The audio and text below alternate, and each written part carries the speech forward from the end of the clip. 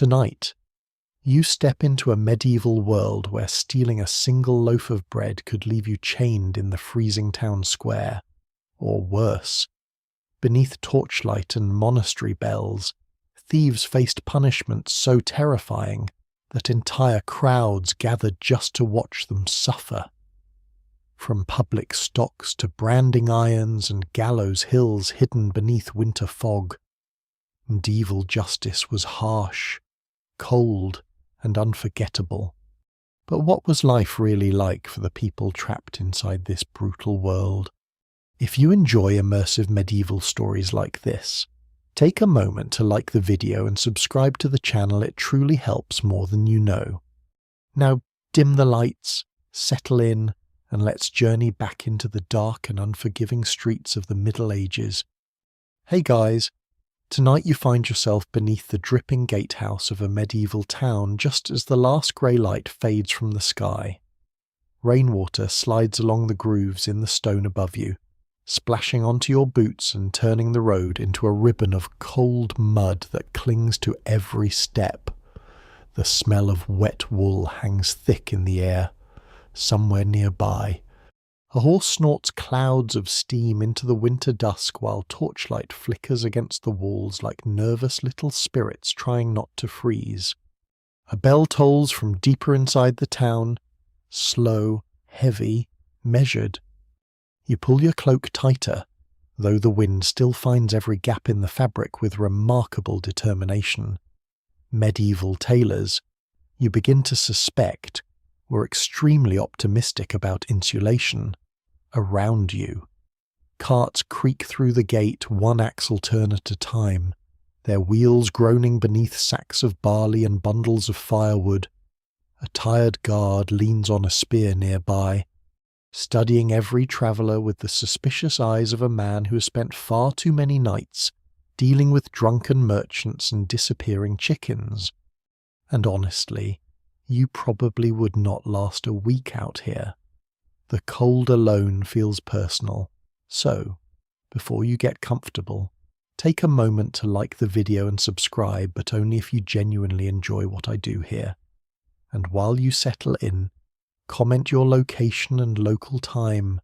Somewhere out there, another sleepless traveller may be listening beside you tonight. Now, dim the lights. Maybe turn on a fan for that soft background hum, and let's ease into tonight's journey together. The line into town inches forward slowly beneath the gate arch. Above you hangs an iron cage blackened by years of rain.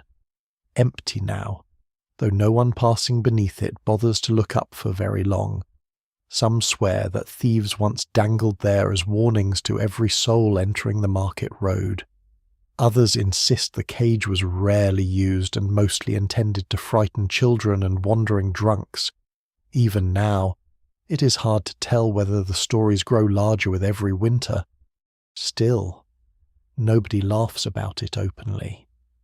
A woman ahead of you clutches her purse beneath her cloak, as if the darkness itself might reach out and snatch it away. Beside her, a wool merchant pats his belt every few moments to reassure himself that his money pouch remains attached. Medieval people spend an astonishing amount of time checking whether they still own their belongings. Considering the circumstances, you cannot entirely blame them. The guard finally motions you forward. His beard is wet with mist. A ring of iron keys hangs at his side, clinking softly whenever he moves. Keys are everywhere in this world. Iron keys for storehouses, oak chests, monastery doors, ale cellars, grain barns, tiny lockboxes hidden beneath beds stuffed with straw. A locked door is often the thin line between comfort and disaster. State your business, the guard mutters. You offer the vague answer of a traveller seeking warmth and shelter. In truth, vague answers are common here. People reveal little unless necessary. In medieval towns, information travels faster than carts and often causes more damage. The guard grunts. Behind him, another man searches a farmer's cart with practiced hands, shifting bundles of onions aside to check for untaxed goods. Market tolls are serious business. A missing coin can lead to shouting, fines, or several hours trapped in a damp holding room smelling faintly of onions and despair. The farmer looks exhausted already. You finally pass beneath the gatehouse tunnel. The stone ceiling hangs low overhead, trapping the smells of smoke, rainwater, and old straw. Above, somewhere unseen, guards shuffle along wooden walkways while wind whistles through arrow slits. Then you emerge into the town itself. Lanterns glow behind shuttered windows. Water runs in thin streams beside crooked lanes paved with uneven stones. A dog noses through a pile of rushes discarded into the street. The rushes once covered a floor somewhere indoors, layered with herbs to soften smells and soak up spills. Fresh rushes are pleasant enough. Old rushes become something closer to a historical warning. You step aside as two monks hurry past beneath heavy cloaks, their sandals splashing through puddles. One carries a beeswax candle protected inside a horn lantern.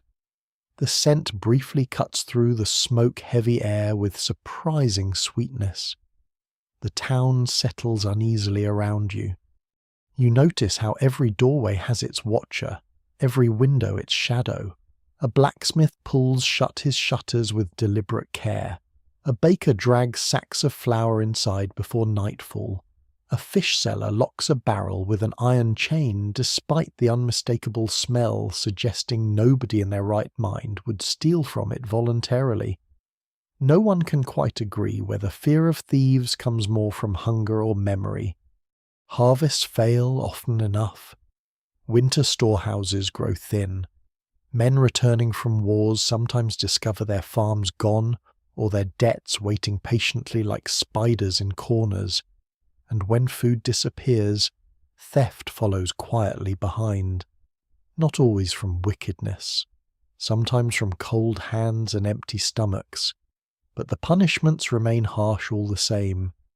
You hear about the first one while warming yourself near a brazier in the market square.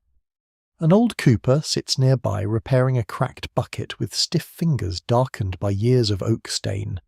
He speaks without lifting his eyes. "Boy stole bread last winter," he says. Nobody asks which boy. Apparently everyone already knows. 3 loaves. The cooper continues. Maybe 4. Depends who tells it. A woman selling onions crosses herself quietly. The cooper shrugs. Stocks for 2 days. Lost the tip of an ear besides. The brazier crackles softly. No one reacts much. That may be the strangest part. Punishments live so deeply inside daily life here that people discuss them the way future generations might discuss weather reports or road repairs. Matter of fact, familiar, tired. You glance toward the square itself. At first you mistake the wooden structure near the well for a cart without wheels. Then torchlight shifts, and you recognize the heavy boards and circular restraints of the stocks. Rain beads along the wood, empty now. A few crows perch atop it anyway. A child nearby whispers that thieves sometimes leave bits of themselves behind in the timber. Fingernails, hair, blood beneath splinters. His older sister tells him to stop talking nonsense before the saints hear. Some swear crows gather there because they remember faces. You sincerely hope that is not true. The bell tolls again from somewhere beyond the rooftops, likely the monastery marking evening prayers.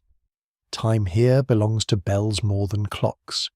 Bells for dawn, bells for market opening, bells for curfew, bells for funerals, bells warning of fire or attack. A medieval town sounds like it is constantly trying to remind itself of something important.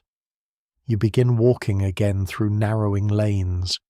Smoke drifts from chimney vents into the damp air. Somewhere behind an oak door, a family shares pottage thick with barley and onions.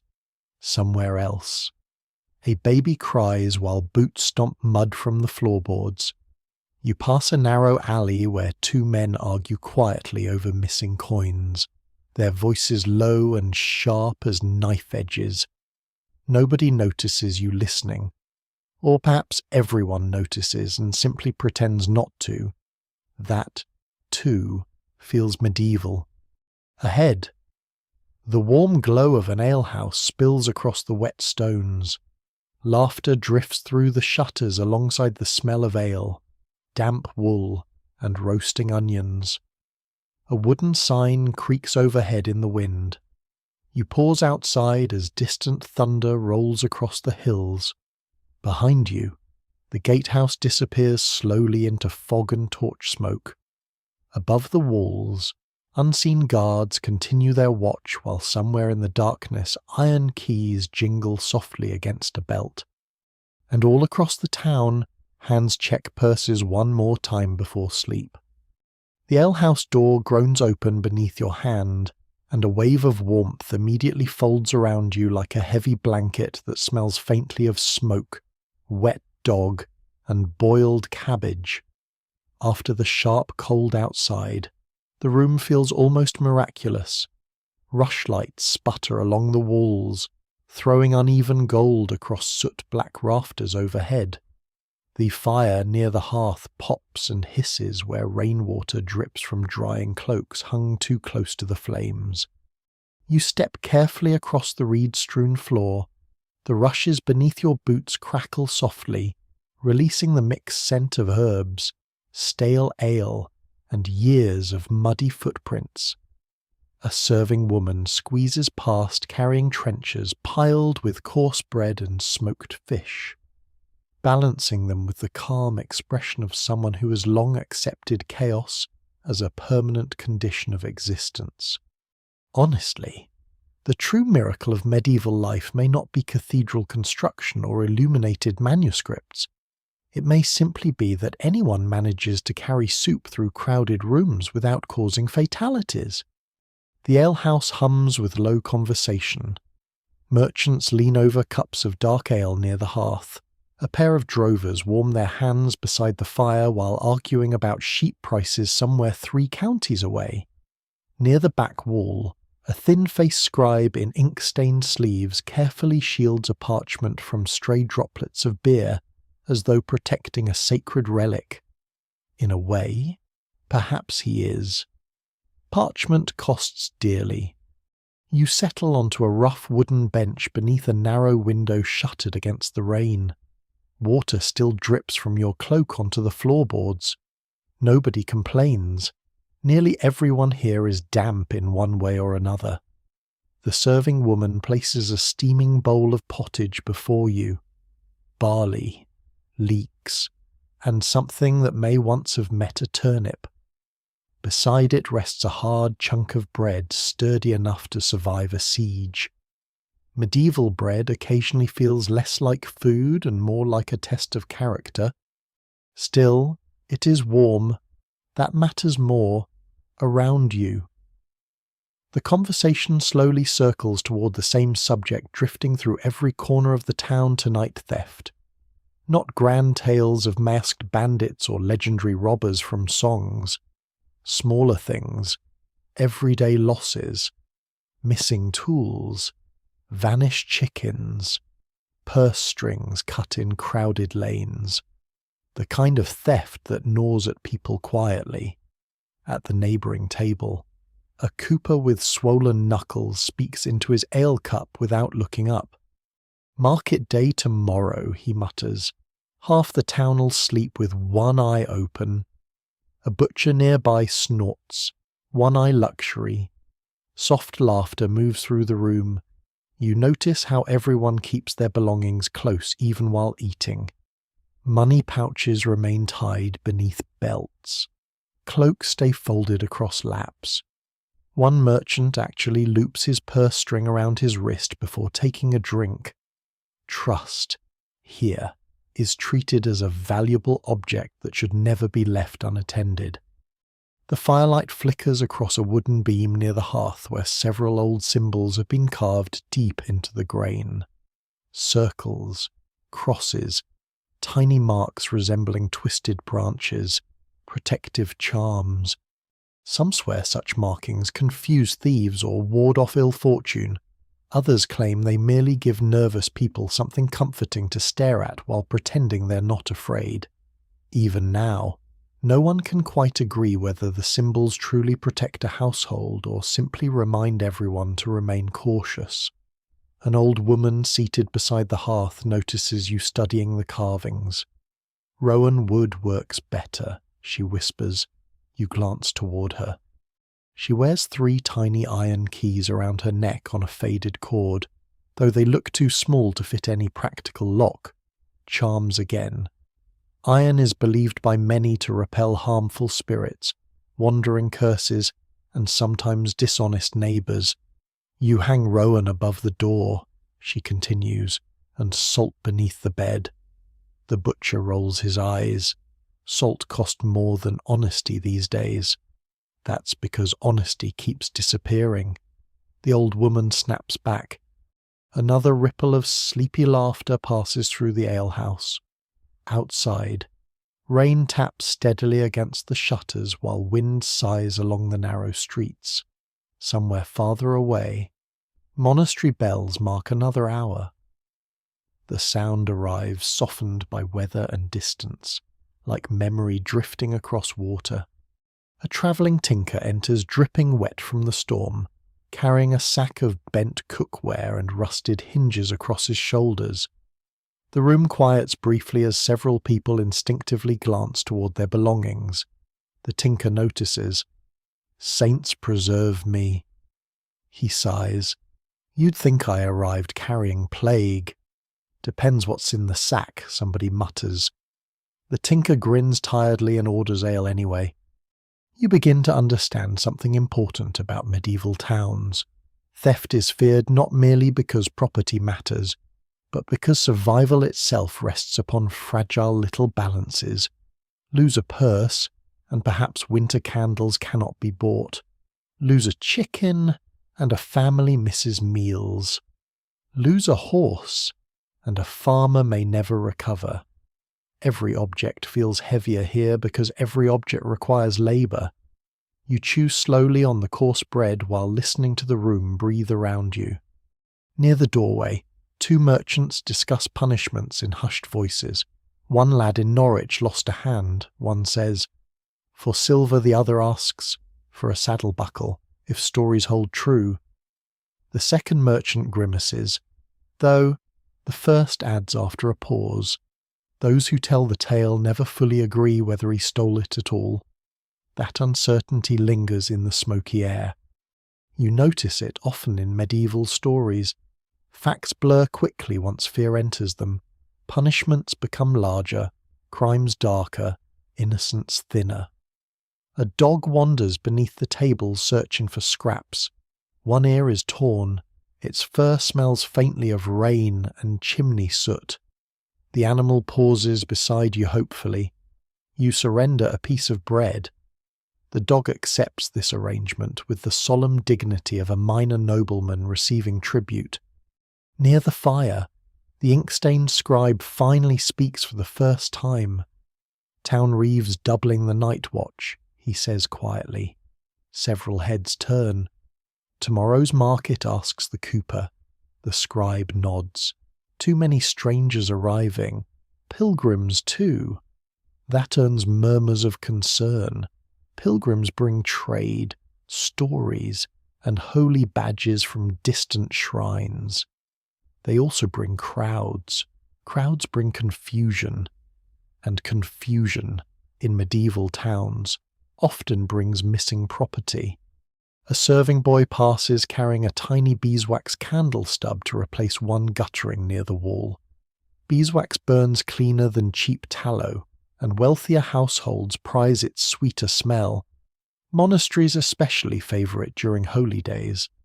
Tallow candles, by contrast, tend to smell faintly like regret. The storm outside finally begins to weaken. Through a crack in the shutters, you glimpse mist curling through the market square where dark stalls stand abandoned for the night.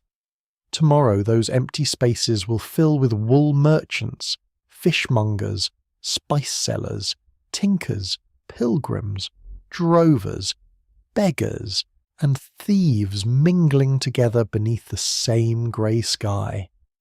The thought unsettles the room more than anyone wishes to admit. The cooper drains the last of his ale and rises stiffly. Keep your purse tied, he tells no one in particular. Then he limps toward the door. Others begin preparing for sleep as well. Cloaks are gathered, belts tightened, pouches checked yet again.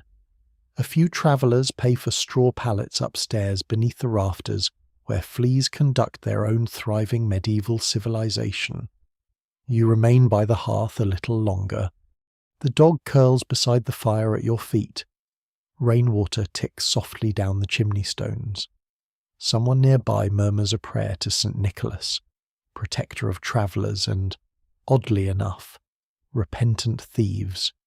Medieval saints develop surprisingly specific job descriptions. The bell tolls again beyond the wet rooftops, and somewhere out in the sleeping streets, locks slide carefully into place one by one.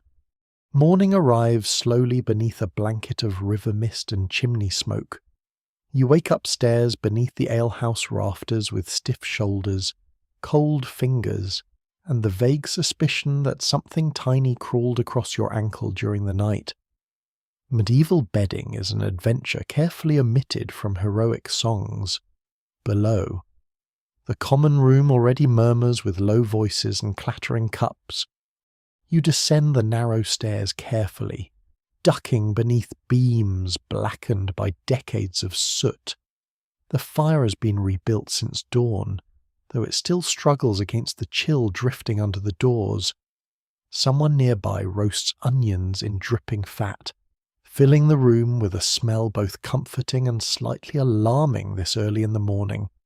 The same torn-eared dog from last night sleeps beside the hearth, one eye lazily opening as you pass. Apparently, you belong to it now.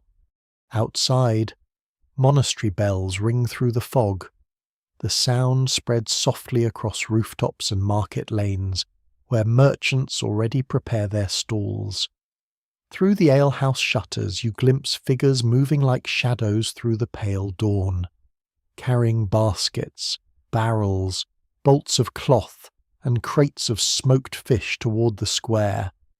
You wrap your cloak tighter and settle near the fire with a cup of weak ale warmed with herbs. Water is often unsafe, wine expensive, and strong ale before sunrise tends to lead directly toward regrettable conversations with ditches. Around you, travellers and townsfolk exchange rumours in the sleepy hush of morning. Rumours, you begin to notice, are nearly as valuable as coins here. A miller with flour dust still clinging to his beard leans across the table. They caught a purse cutter near the south gate last month, he says. A serving woman snorts softly. They catch a purse cutter every month. This one was clever. That usually means handsome. Light laughter ripples through the room. The miller ignores it. Boy worked beside pilgrims, carried prayer beads, bowed to everyone. Folk trusted him. Bad sign already, mutters a drover. Never trust anybody too polite. That earns a few tired nods. No one can quite agree whether medieval towns are built more upon faith or suspicion. Churches rise above every street, bells mark every hour, and saints stare solemnly from painted walls. Yet nearly everyone also assumes someone nearby is lying about something. The miller lowers his voice. They whipped him through the market. The room quiets slightly, not dramatically. No gasps or shocked whispers. Punishment belongs too closely to daily life for that. But people listen. He confessed, asks the serving woman. Afterward. A pause follows. Even now, it is hard to tell whether confessions here are viewed as proof or merely exhaustion. You sip the warm ale slowly while the conversation drifts onward like smoke. An old shepherd near the wall begins telling another story entirely. His weathered hands cradle the cup as though warming old memories. "When I was young," he says, "a thief took silver candlesticks from the abbey north of here." The scribe from last night glances up with interest. "They found him?" he asks. The shepherd shrugs. Some swear they did. That answer satisfies everyone strangely well. He continues anyway. Said the man wandered 3 days afterward unable to sleep. Claimed monastery bells followed him through the woods. The serving woman crosses herself. Abbey silver carries curses, she whispers. The butcher from last night rolls his eyes while tearing bread apart with thick fingers. Abbey silver carries abbots, he replies. That's usually enough trouble. A few people chuckle into their cups. Still, nobody openly mocks the story for long. Medieval life is threaded with uneasy little beliefs. Pilgrim badges nailed above doors to ward off illness. Ash from Saint Day candles scattered across fields for good harvests. Bread marked with crosses before baking so spirits cannot spoil it.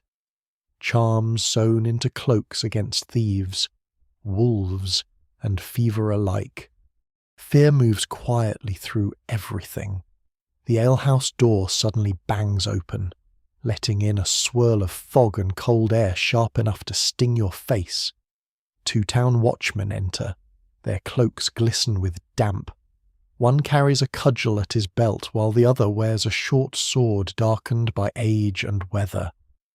The room grows subtly still around them, not silent, just cautious. The older watchman approaches the hearth. "Market rules stand today," he announces. "Keep purses tied, no knives drawn in the square, curfew bell at sunset. Nobody argues." The younger watchman notices the dog asleep near the fire. "That creature still here," he mutters. "Pays better than some travellers," the serving woman replies dryly. The younger man almost smiles before remembering he is supposed to appear stern.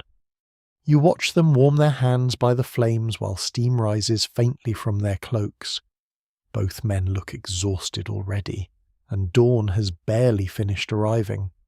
"Pilgrims came in overnight," says the older guard quietly. 3 carts worth," the butcher grunts. "Then there'll be trouble. Maybe. Definitely." A silence follows. Pilgrims occupy a strange place in medieval towns.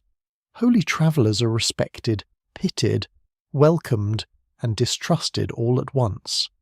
Some are genuine worshippers carrying candles and prayers toward distant shrines.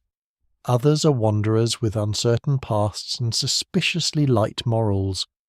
Those who tell the tales never fully agree where one kind ends and the other begins. You finish the last of your warmed ale and finally step outside. The morning market spreads before you beneath thinning mist. Canvas awnings flutter gently in the cold breeze. Merchants arrange goods atop rough wooden tables.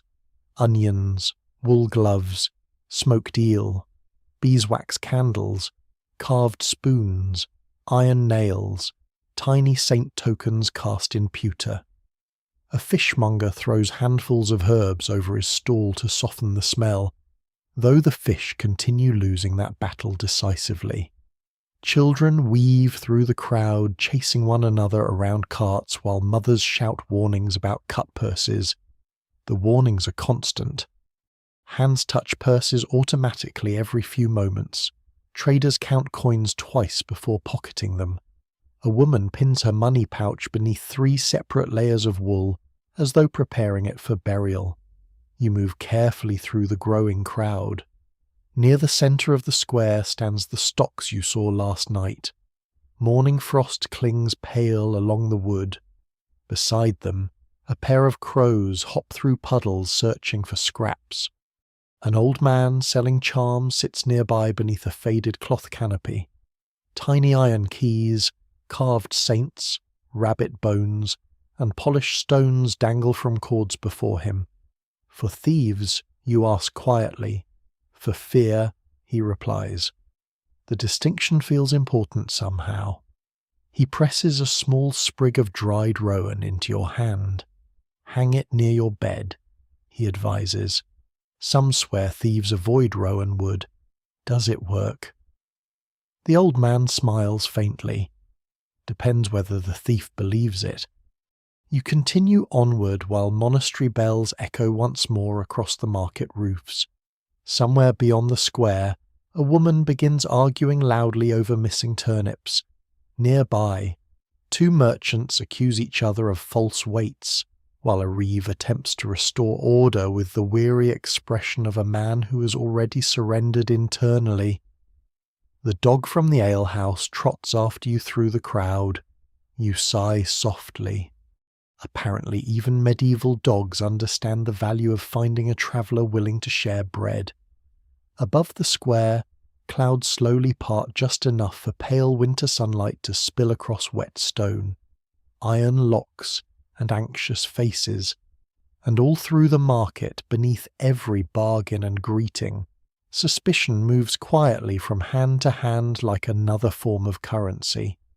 By midday the market square swells so tightly with bodies, carts, and noise that movement becomes less a matter of walking and more a slow negotiation with humanity itself. Cloaks brush against your sleeves from every side. Boots slide through churned mud mixed with straw, cabbage leaves, and the occasional puddle of questionable origin that you decide not to investigate too closely. The torn-eared dog remains faithfully at your heels. A bell rings somewhere ahead, sharper and faster than the monastery chimes. Conversations pause. Heads turn instinctively toward the far end of the square where a narrow lane climbs toward the manor hall. The court gathers. Someone mutters. The words pass through the crowd with the strange mixture of dread and curiosity that follows public judgment everywhere. Traders leave apprentices to watch their stalls. Housewives clutch baskets closer beneath their cloaks. Even a pair of pilgrims stop adjusting their muddy sandals to listen. You follow the slow current uphill. The manor hall rises above the town on a low mound of stone and packed earth. Nothing grand by royal standards, but solid enough to remind everyone who holds authority here. Smoke curls from vents beneath the roofline. Narrow windows stare down like suspicious eyes. Two guards stand near the entrance holding spears polished more by weather than care. Outside the hall, villagers cluster beneath damp cloaks while cold wind pushes dead leaves across the yard. A woman beside you whispers a prayer beneath her breath. Not for justice, you suspect. For mercy. Inside, the hall smells of wet wool, smoke, and rushes spread thick across the floorboards. Beeswax candles burn near the Lord's chair at the far end, their warmer scent struggling against the heavier odour of damp clothing and too many people breathing close together. You find space near one of the oak pillars supporting the roof. The dog curls beneath a bench immediately, having apparently attended legal proceedings before. At the centre of the room stands a young man with mud on his boots and a split lip darkening purple beneath one eye. His wrists remain tied loosely with rope. Nearby waits the reeve, clutching a leather ledger swollen from years of damp weather and nervous handling. The accused stares at the floor. No one speaks loudly.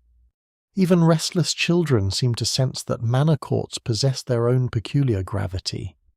At the high table sits the steward acting in the absent lord's place today. A heavy fur collar rests across his shoulders despite the smoky warmth indoors.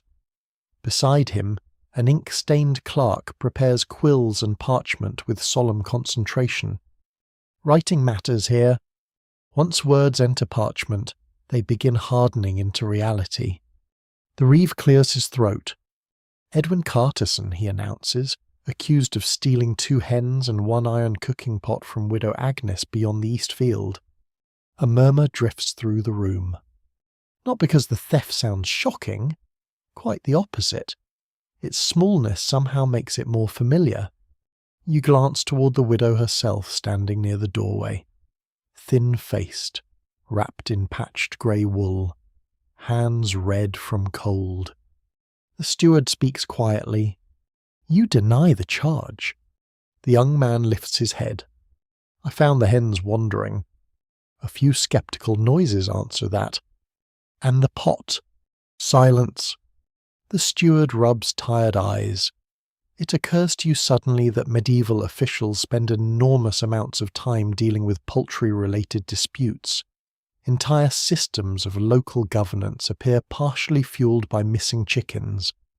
The widow steps forward. "My mark was scratched beneath the handle," she says. "He sold it in market." The clerk scratches rapidly across parchment while candlelight glints from his ink knife. You notice how carefully everyone watches the proceedings, not merely out of interest, but calculation. People learn from these moments what evidence matters, which excuses fail, how harshly punishments fall this season compared to last winter. Justice here is deeply local and deeply personal. The steward questions witnesses one by one. A cooper claims he saw the accused near the widow's cottage after dark. A fish seller swears the hens were carried inside a sack. Another villager admits he only heard rumours from somebody's cousin. Those who tell the tale never fully agree. Yet uncertainty does not slow the process much. You shift closer to the fire basin near the wall, where charcoal glows dull red beneath iron bars. Heat brushes your frozen hands while smoke drifts lazily upward into rafters blackened by generations of winters. Above the steward's chair hangs a painted saint holding scales. The scales look badly uneven. At last the accused speaks again. "My brother's ill," he mutters. "Couldn't work." The widow's face hardens immediately. "So you steal from mine instead?" No one answers. That silence feels heavier than shouting. The steward leans back slowly while the clerk finishes writing. Outside, faintly through shuttered windows, you hear market noises continuing below the hill, carts creaking, traders calling prices, somewhere a child laughing. Life moves onward even while judgment settles around this room like dust. The steward finally announces the sentence. Restitution for the stolen goods. 3 days in the stocks. Public apology before market opening tomorrow. The accused closes his eyes briefly. No dramatic protest follows, no desperate pleas, just weary acceptance. Perhaps because punishments here rarely arrive as surprises. Medieval people grow up surrounded by examples, stocks in market squares, whipping posts near gates, stories told beside hearth fires all winter long. Fear is part of the architecture. The widow nods once without satisfaction. Justice, you realize, does not necessarily make anyone happy here. It merely restores balance enough for daily life to continue. The reeve unties the prisoner's wrists, not out of kindness exactly, more because everyone knows where he'll be tomorrow morning. The crowd begins dispersing slowly. Near you, 2 old men argue quietly over whether the sentence was too soft. 3 days for theft, one grumbles. "He's young. So was my nephew when somebody stole his mule." The other man shrugs. Some swear harsh punishments stop thieves. Others swear hunger ignores punishments entirely. Neither seems convinced by his own argument. You linger near the pillar while the clerk sands fresh ink upon the parchment record. His fingers are permanently stained dark around the nails. Tiny flecks of wax cling to his sleeves. "Do many cases come here?" you ask quietly. He glances up. "Enough. They're all—" The clerk gives a tired half smile. "Enough is plenty." Outside again, cold air greets you with damp enthusiasm.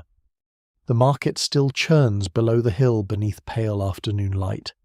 Smoke drifts from bakeries. A bell rings from the abbey beyond town walls. Somewhere nearby, someone roasts chestnuts over a brazier. their sweet smell briefly overpowering the scent of wet wool and muddy streets. The dog emerges from the hall behind you and shakes itself violently. A nearby pilgrim jumps aside in alarm. The dog seems pleased with this outcome. As you descend toward the square once more, you pass the stocks standing silent in the fading daylight. Frost has melted from the wood now, leaving dark, wet streaks along the grain. Tomorrow they will not stand empty. A pair of children run past chasing one another with sticks until their mother sharply warns them away from the punishment post. "Mind yourselves," she snaps, "or you'll end there next." The children immediately behave with suspicious perfection. For a moment. Then they sprint off again, laughing into the smoky afternoon, while overhead crows circle slowly above the rooftops, black against the pale winter sky. And beneath every sound in the town bells, footsteps, bargaining voices, crackling fires, you can feel the quiet weight of judgment settling deeper into the stones. Before dawn fully arrives, the town already stirs beneath a sky the colour of cold iron. Frost clings pale and brittle across rooftops, wagon wheels, and the edges of market stalls abandoned overnight. Your breath drifts white before your face as you walk once more toward the square, boots crunching softly over frozen mud and scattered straw. The torn-eared dog trots ahead confidently now, as though conducting an official inspection of the morning. Monastery bells ring through the dark in slow measured tones, calling the faithful toward prayers, while most of the town instead concerns itself with warmer and more immediate matters, such as surviving the weather without losing fingers. Smoke rises straight upward from chimneys in the still air. You pass shuttered homes where faint candlelight glows through cracks in the boards. Somewhere behind one oak door, a woman beats frost from wool blankets while a child complains about cold porridge. Somewhere else, a baker begins kneading dough by lantern light, his sleeves rolled high and flour already dusting his beard like early snow. Daily life continues steadily, even on mornings meant for a punishment. Especially on those mornings. By the time you reach the market square, a small crowd has already gathered despite the bitter cold. Cloaks are wrapped tightly, fur-lined hoods hide sleepy faces, hands warm themselves over braziers filled with glowing coals, while traders arrange goods stiffly with numb fingers. At the centre of the square stand the stocks.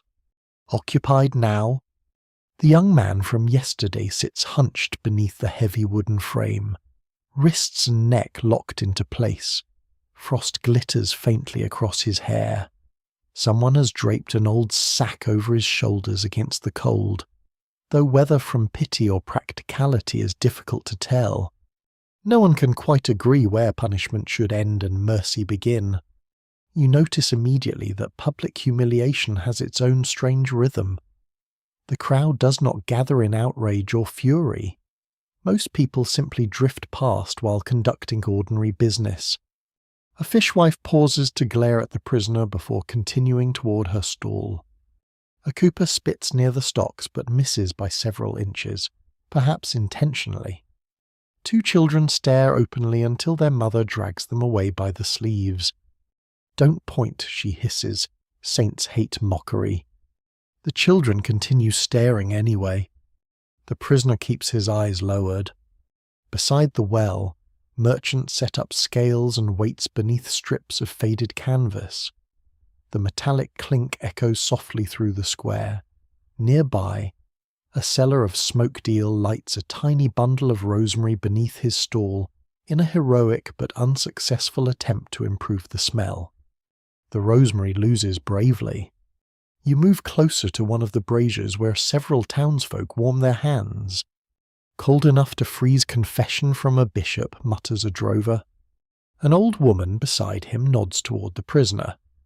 3 days out there," she says quietly. "Winter stocks kill faster than rope sometimes." A silence follows. Punishment here often relies less on dramatic violence than endurance. Cold, shame, exhaustion, hunger, exposure before neighbours whose memories rarely soften. The square itself becomes part of the sentence. A one-eyed merchant nearby digs into his purse and tosses a stale crust toward the prisoner without comment. The bread lands in the mud just out of reach. The prisoner stares at it. Nobody moves to help. Even now, it's hard to tell whether such moments are cruelty or merely habit hardened over generations. You glance upward toward the surrounding buildings. Faces peer briefly from windows before vanishing again behind shutters. A pair of monks cross the square carrying baskets of herbs beneath heavy cloaks, careful not to look too long at the punishment post. The younger monk fails entirely. The older one gently nudges him onward.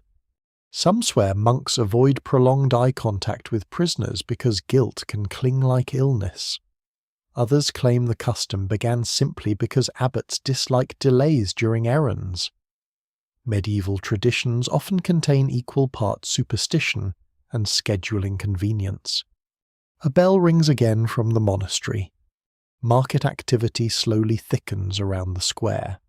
Pilgrims arrive carrying staffs decorated with tiny badges shaped like shells and saints. Farmers unload sacks of turnips. A tinker argues loudly over stall fees while a reeve pretends not to enjoy the argument nearly as much as he clearly does. The prisoner remains motionless beneath the stocks. Frost melts slowly from the wood around his wrists. You notice something else now. Punishment creates spectators, but not necessarily comfort. People glance toward the stocks repeatedly throughout the morning, reassuring themselves perhaps that order still exists, that stolen things matter, that consequences remain visible. Yet unease lingers underneath.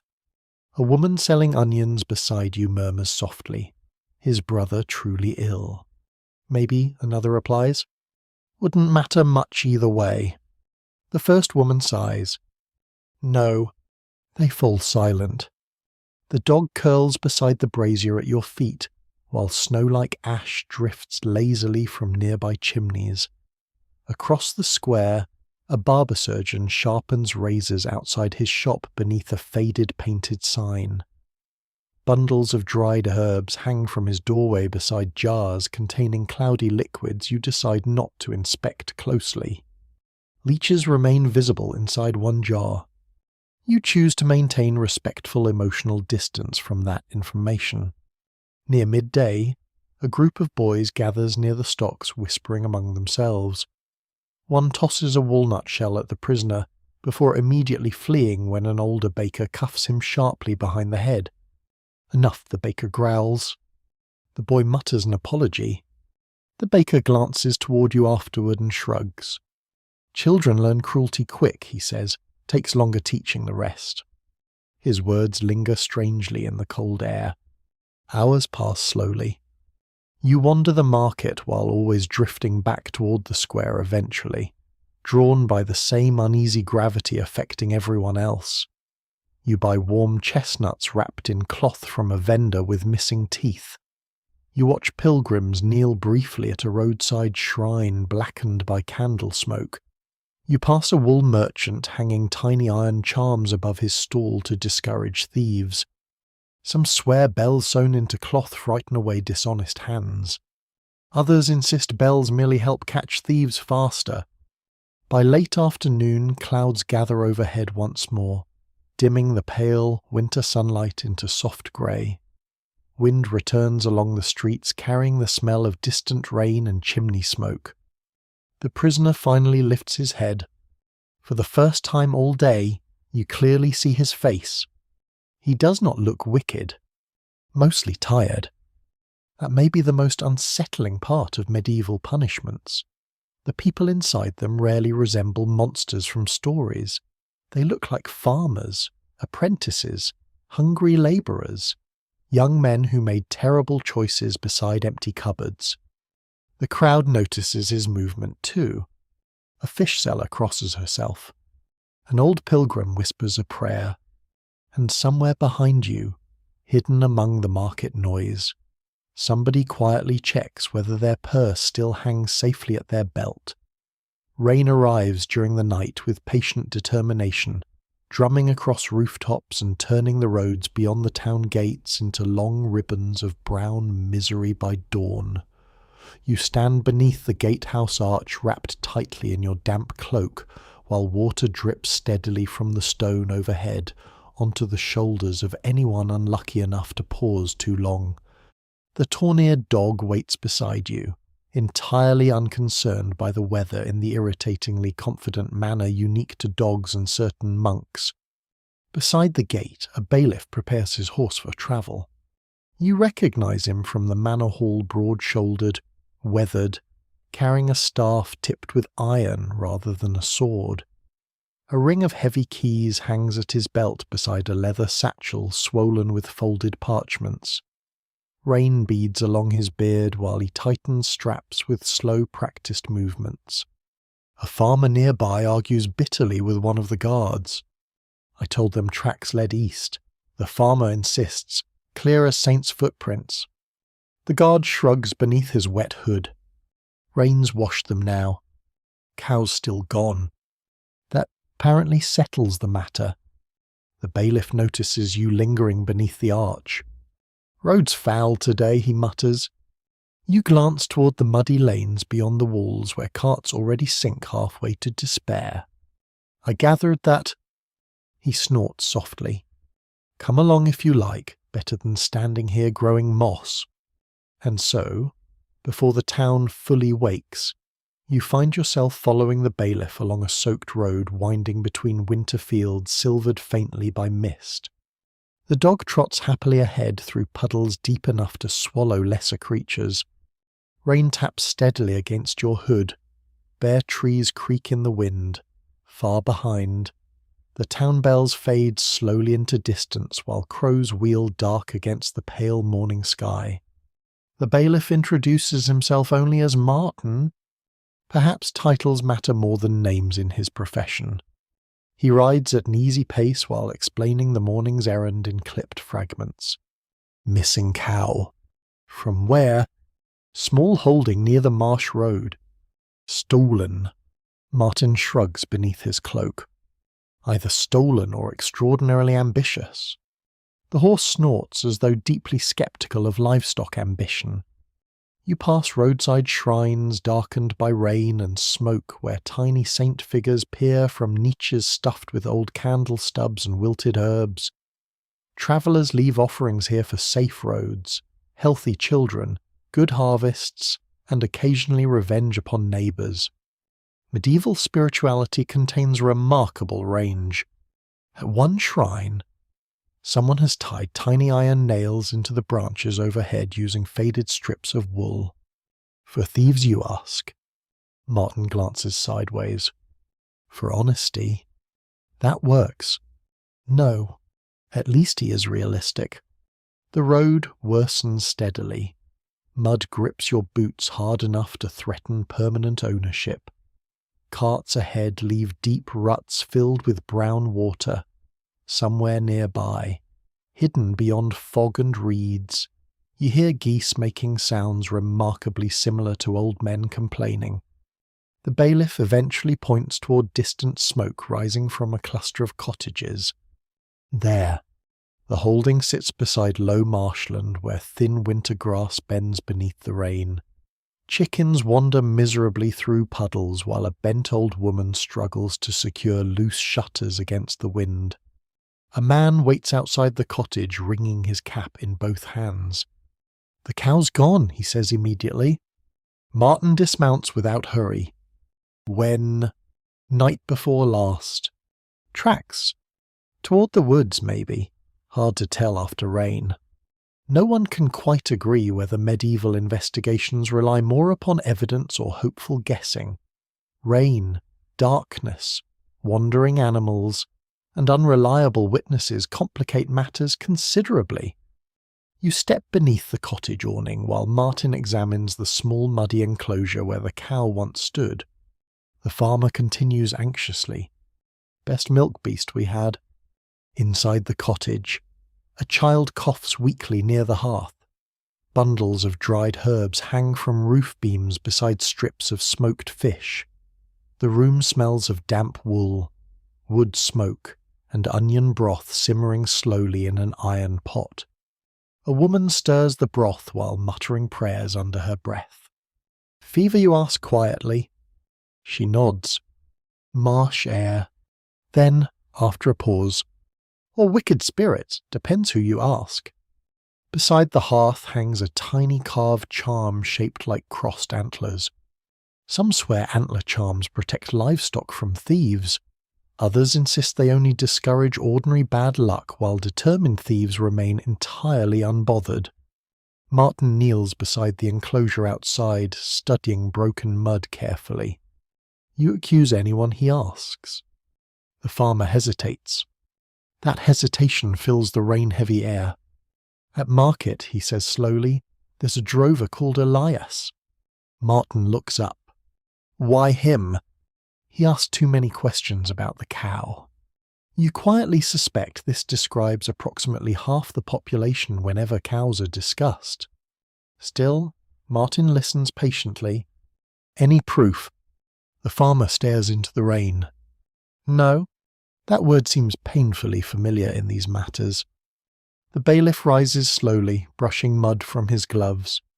"Could have wandered. Fence was tied shut. Could have been opened." "By who?" Martin shrugs again.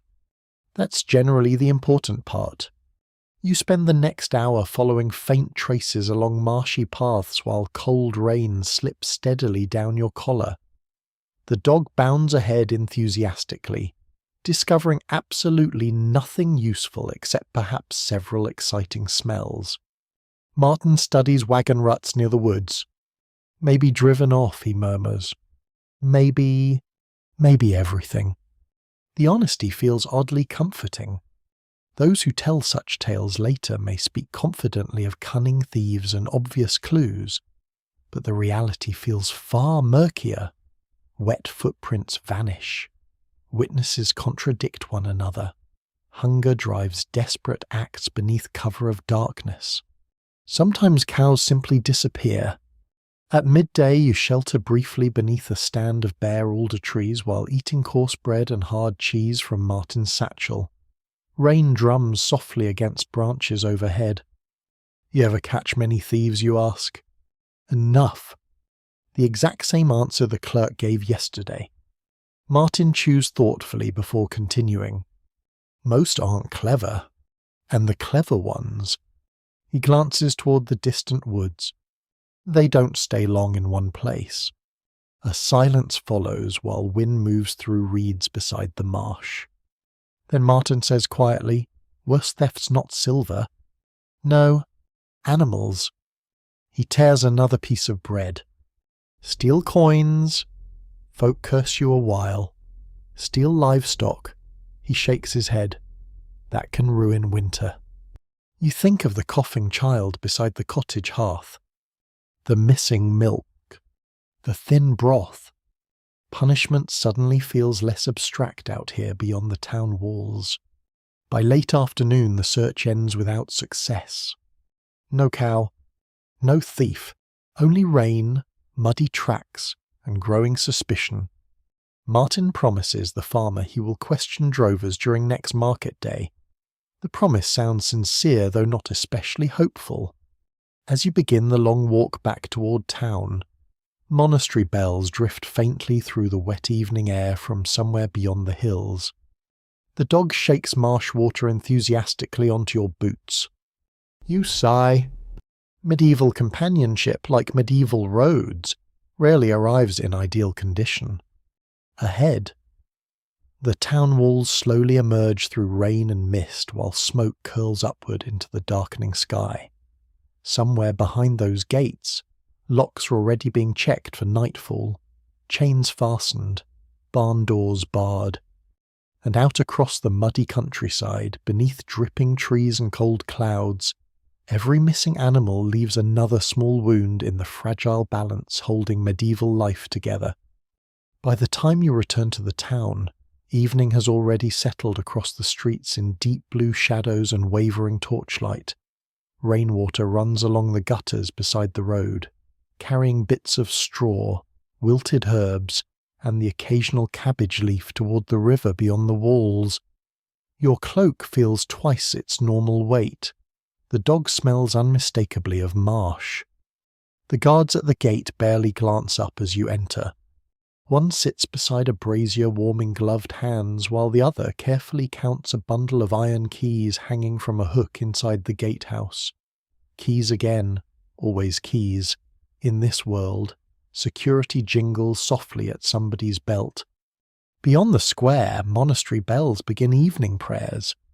The sound drifts through mist and chimney smoke, softer now than the market noise that filled the day. Merchants shutter their stalls, apprentices haul barrels indoors. A fish seller tosses yesterday's scraps toward a cluster of arguing cats, already waiting near the well with professional confidence. Martin the bailiff parts ways with you near the square.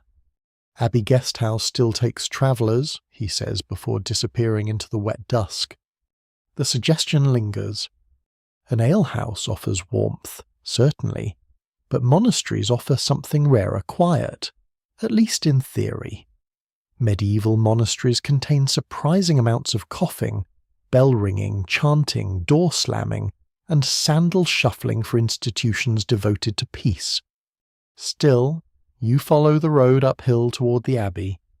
The tawny-eared dog trails faithfully behind. The monastery stands against the dark sky like a crouched stone giant, its walls damp with rain and centuries. Lanterns glow behind narrow windows.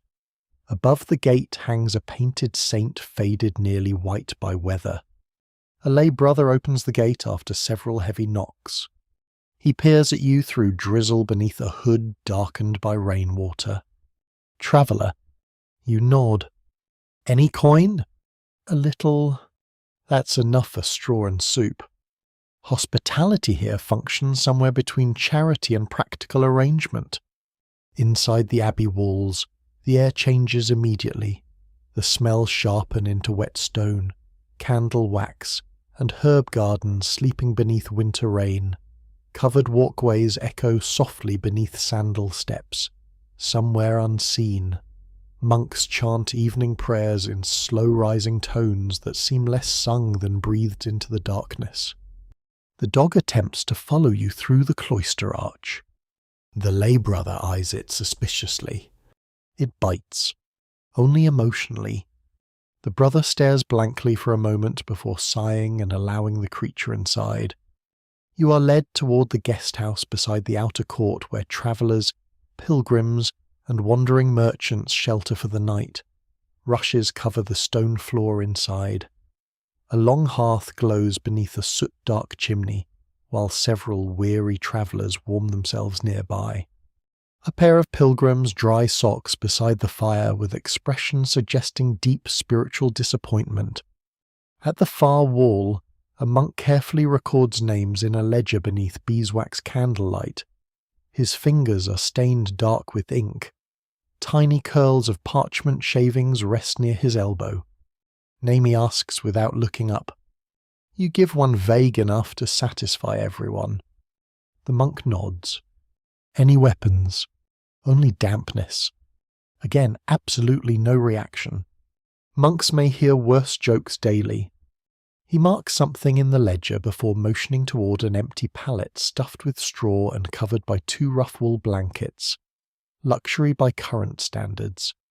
Nearby, travellers eat supper from wooden bowls, onion pottage, coarse bread, smoked fish, and watered ale. Steam rises softly into the warm dim air, while outside rain taps steadily against shuttered windows. You settle near the hearth. The dog immediately claims a spot closer to the fire than anyone else. A monk passes carrying a ring of iron keys large enough to anchor a ship. They clatter softly against his robe with every step. You glance toward a thick oak door at the far end of the guesthouse corridor. Locked? 2 locks, actually. What's kept there, you ask quietly. A grey-bearded pilgrim beside you lowers his spoon. Relics. The word hangs strangely in the firelight. Medieval monasteries guard relics with astonishing seriousness. Fragments of saints' bones, splinters from holy shrines, vials of oil, ancient robes, some genuine perhaps, others less certain. No one can quite agree whether every monastery truly possesses sacred treasures or merely excellent storytelling traditions. The pilgrim leans closer. Silver reliquary too, he whispers, worked in gold. A merchant across the hearth snorts softly. And there's your problem. The monk with the keys pauses nearby. Brother Anselm sleeps beside the treasury, he says flatly. Anyone foolish enough to steal from it would face more than locks. The merchant raises both hands innocently. Not volunteering. Still, several travellers glance instinctively toward the locked corridor afterward. The conversation drifts naturally toward theft once again, as it always seems to. A wool trader claims monasteries fear thieves more than castles do. Castle lords lose silver, he mutters. Monks lose miracles. One of the pilgrims crosses himself hurriedly. Sacred theft brings curses. The trader tears bread apart. Everything brings curses if you ask enough monks. Even so, nobody speaks too loudly afterward. The rain outside deepens while firelight flickers across stone walls polished smooth by centuries of passing robes. Somewhere farther within the abbey, bells ring for another prayer office. Monastic life runs by bells so precisely that time itself seems chained to the tower. You notice tiny bundles of dried herbs hanging above several doorways. For illness, you ask? The lay brother nods. And thieves? That surprises you. He shrugs. Rosemary for memory, rue for protection, lavender for calm. Then after a pause and locks for realism. At least the monastery embraces balanced strategy. Later in the evening, while most travellers drift towards sleep, you wander briefly through the outer cloister beneath covered arches open to the rain-dark courtyard. Candles glow behind narrow chapel windows. Water drips rhythmically from stone gutters into shallow basins below. A young monk kneels beside the chapel door polishing a silver candlestick carefully with wool cloth. He glances up nervously when you approach. Beautiful work, you say. His expression tightens. We keep them locked now. Because of thieves. The monk nods. Last winter someone stole altar silver from an abbey south of here. Caught. Eventually. Something in his tone discourages further questions.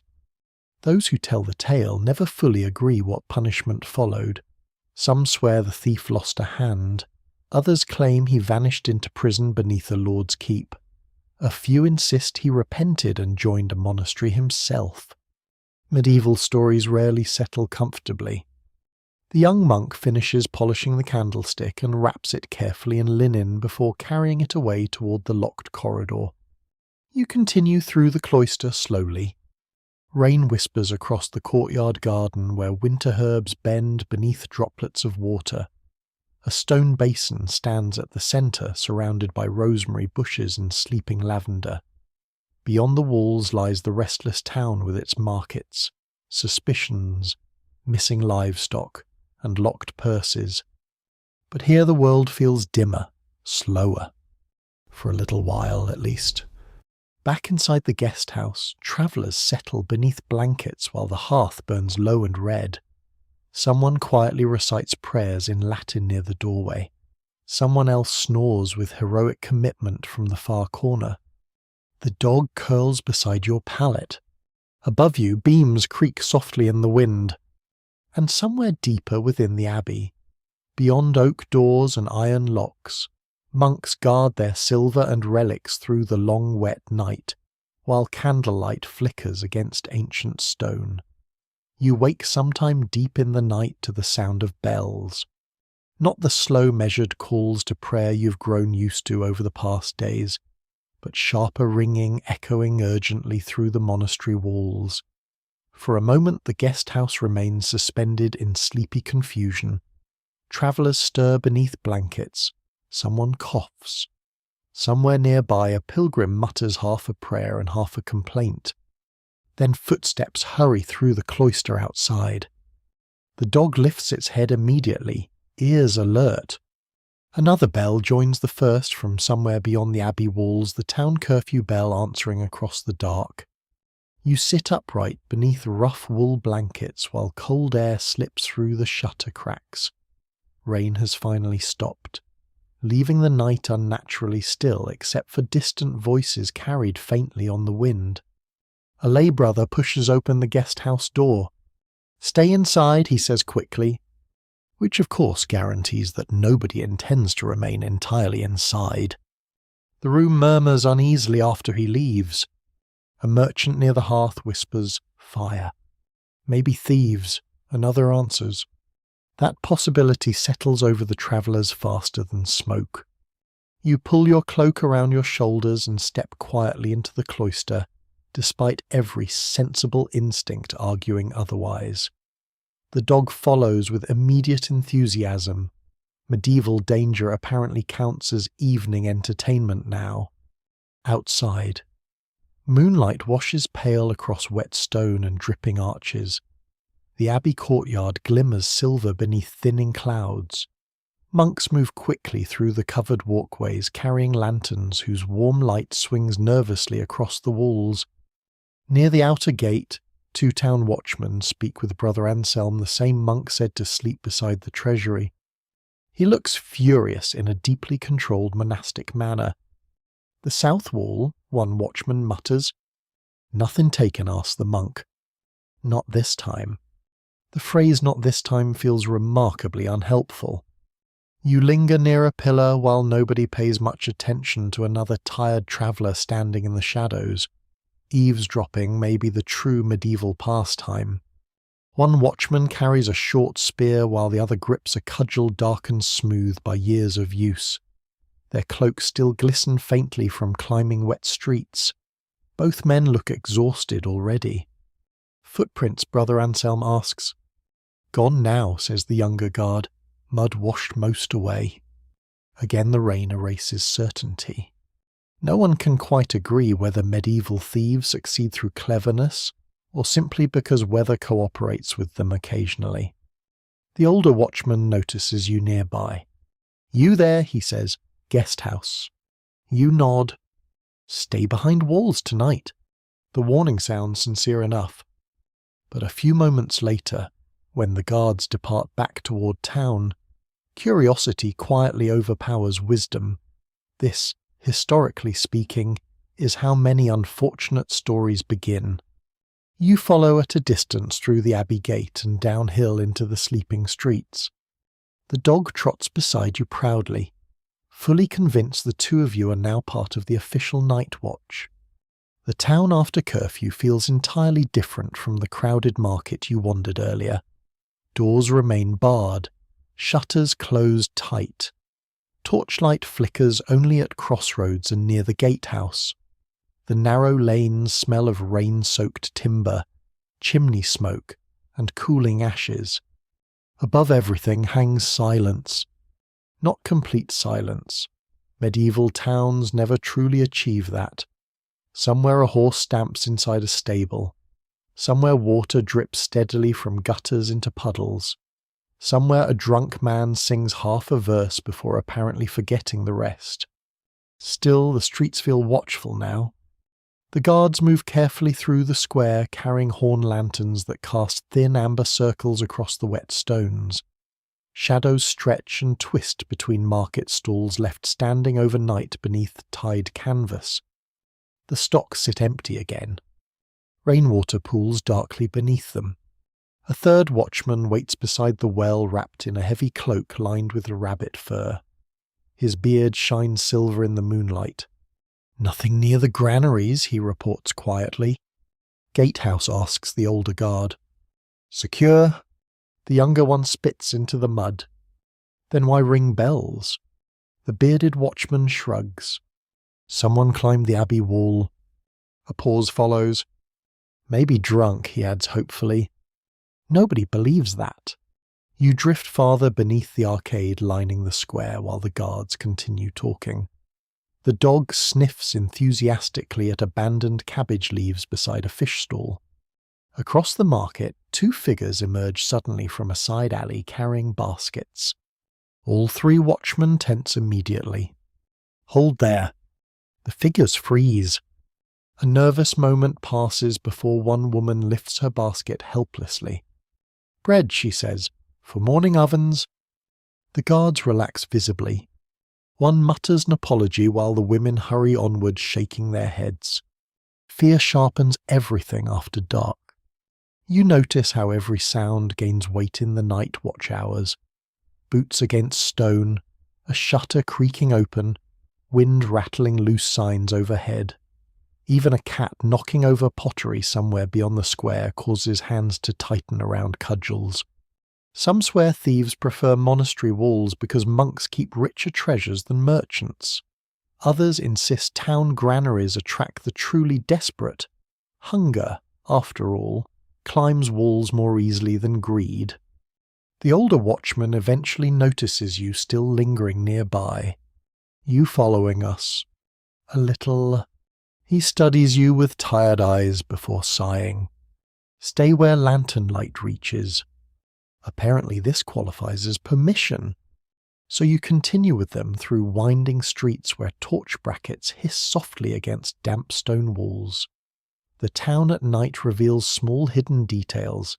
Daytime crowds conceal chalk charms marked beside doorframes, bunches of dried herbs nailed above windows, tiny scent carvings tucked into alley niches blackened by candle smoke. Protective signs everywhere. People here defend themselves not only with locks and watchmen, but with symbols, prayers, habits, and old fears passed carefully from one generation to the next. Near the south wall, the guards finally stop. A narrow ladder leans abandoned against the stone. There, says the younger watchman. The ladder itself looks ordinary enough. Fresh mud stains the rungs. One side rail bears a rough gouge where wood splintered recently. The bearded guard kneels beside the wall. Two men, maybe. Or one careful one mutters another. Even now, certainty refuses to appear. Beyond the wall stretches only darkness and distant marshland silvered faintly beneath moonlight. The older watchman studies the abbey towers rising above rooftops. If they wanted silver, he says quietly, they'll try again. The words drift coldly through the night air. You suddenly understand why medieval towns rely so heavily upon bells, patrols, walls, and suspicion. Darkness hides too much. Roads remain dangerous. Hunger never rests long. And punishment waits because fear already lives here before any theft occurs. The guards eventually resume their slow patrol while clouds close once more across the moon.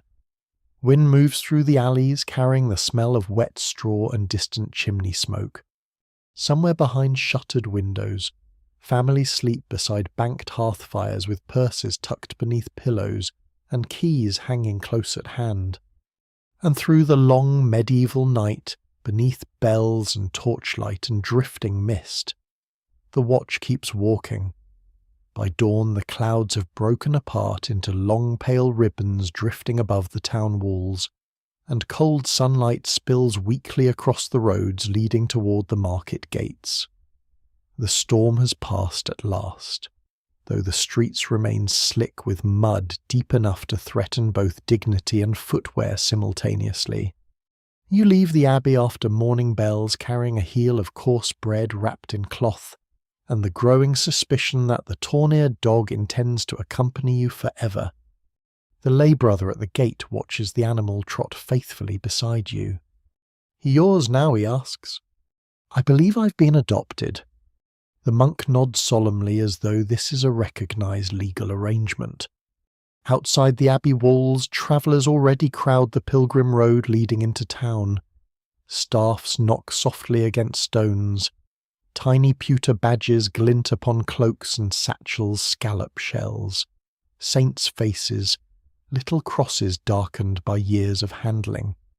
Pilgrims arrive from everywhere. Old women with swollen feet wrapped in wool strips. Young men limping beside carts. Merchants claiming religious devotion with deeply commercial enthusiasm. Families carrying candles intended for shrines far beyond the next valley. Some come for forgiveness. Some for healing. Some because winter roads leave little else to do besides walk and hope. And wherever pilgrims gather in large numbers, thieves rarely stay far away. The market square swells steadily through the morning until the town seems almost too small to contain it all. Smoke rises from cook fires beneath canvas awnings. Peddlers shout over one another while geese protest loudly from wicker cages. A spice seller from somewhere distant fills the cold air briefly with cinnamon and cloves before the fishmongers reclaim dominance of the atmosphere. You move slowly through the crowd beside the dog. Everywhere you look, people clutch belongings tightly. Pilgrims especially. Many carry small leather purses tied beneath their robes or hidden inside belts. Some wear relic pouches around their necks containing saint bones, prayer scraps, or blessed herbs purchased at questionable prices from roadside shrines. No one can quite agree whether relics protect travellers from thieves or simply attract more ambitious thieves. Near the fountain, a young boy weaves through the crowd selling cheap pilgrim badges cast from dull pewter. Saint Edmund he calls Saint Cuthbert, protection for roads and rivers. A tired pilgrim woman pauses to buy one. Do they work, you ask the boy quietly after she leaves. He shrugs with magnificent honesty. Depends how much faith you've got. A nearby merchant mutters, or how fast your purse closes.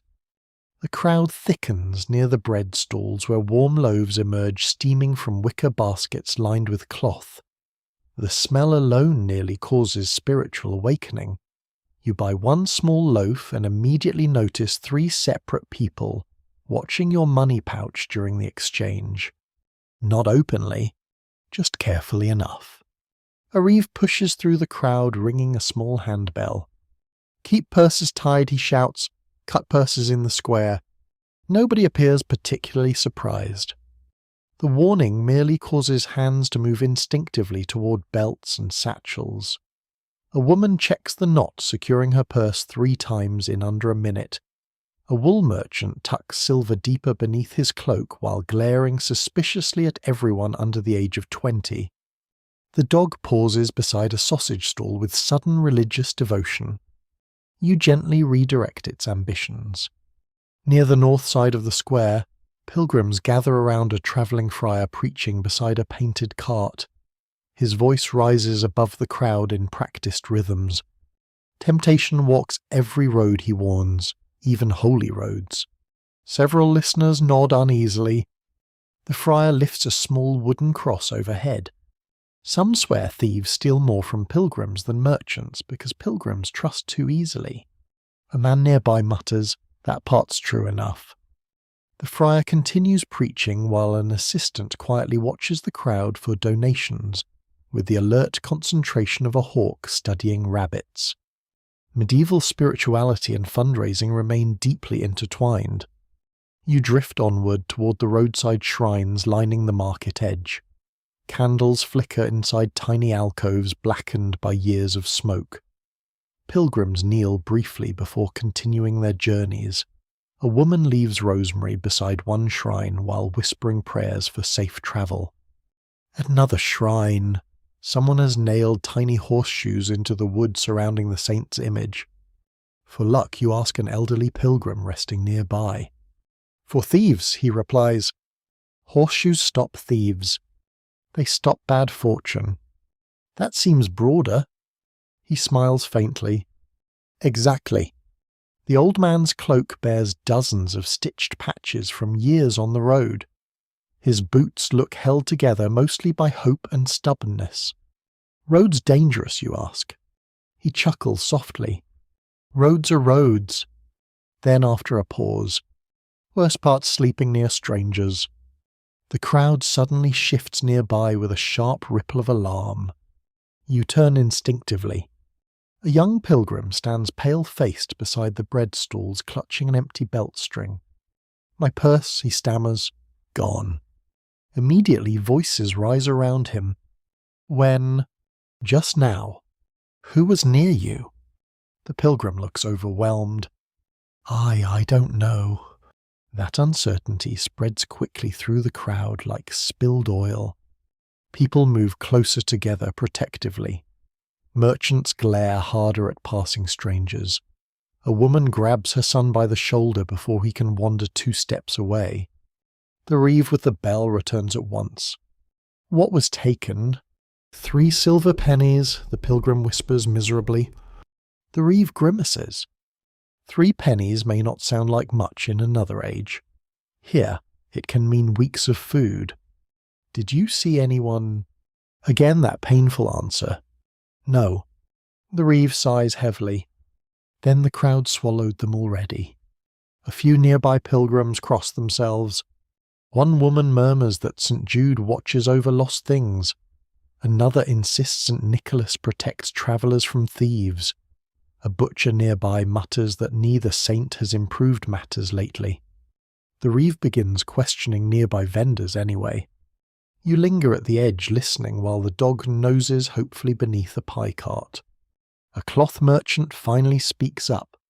"Thin fellow in brown cloak," he says slowly, moved quick through the crowd. "Face. Didn't see.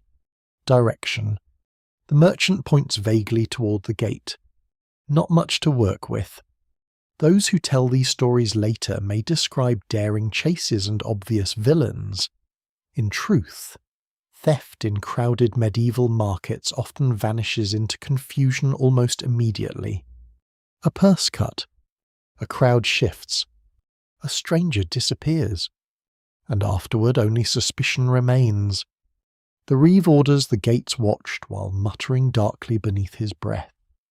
Nearby, market life resumes with uneasy determination.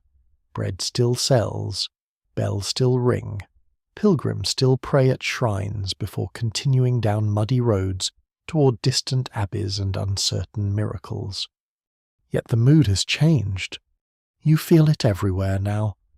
Hands clutch tighter. Eyes linger longer on strangers.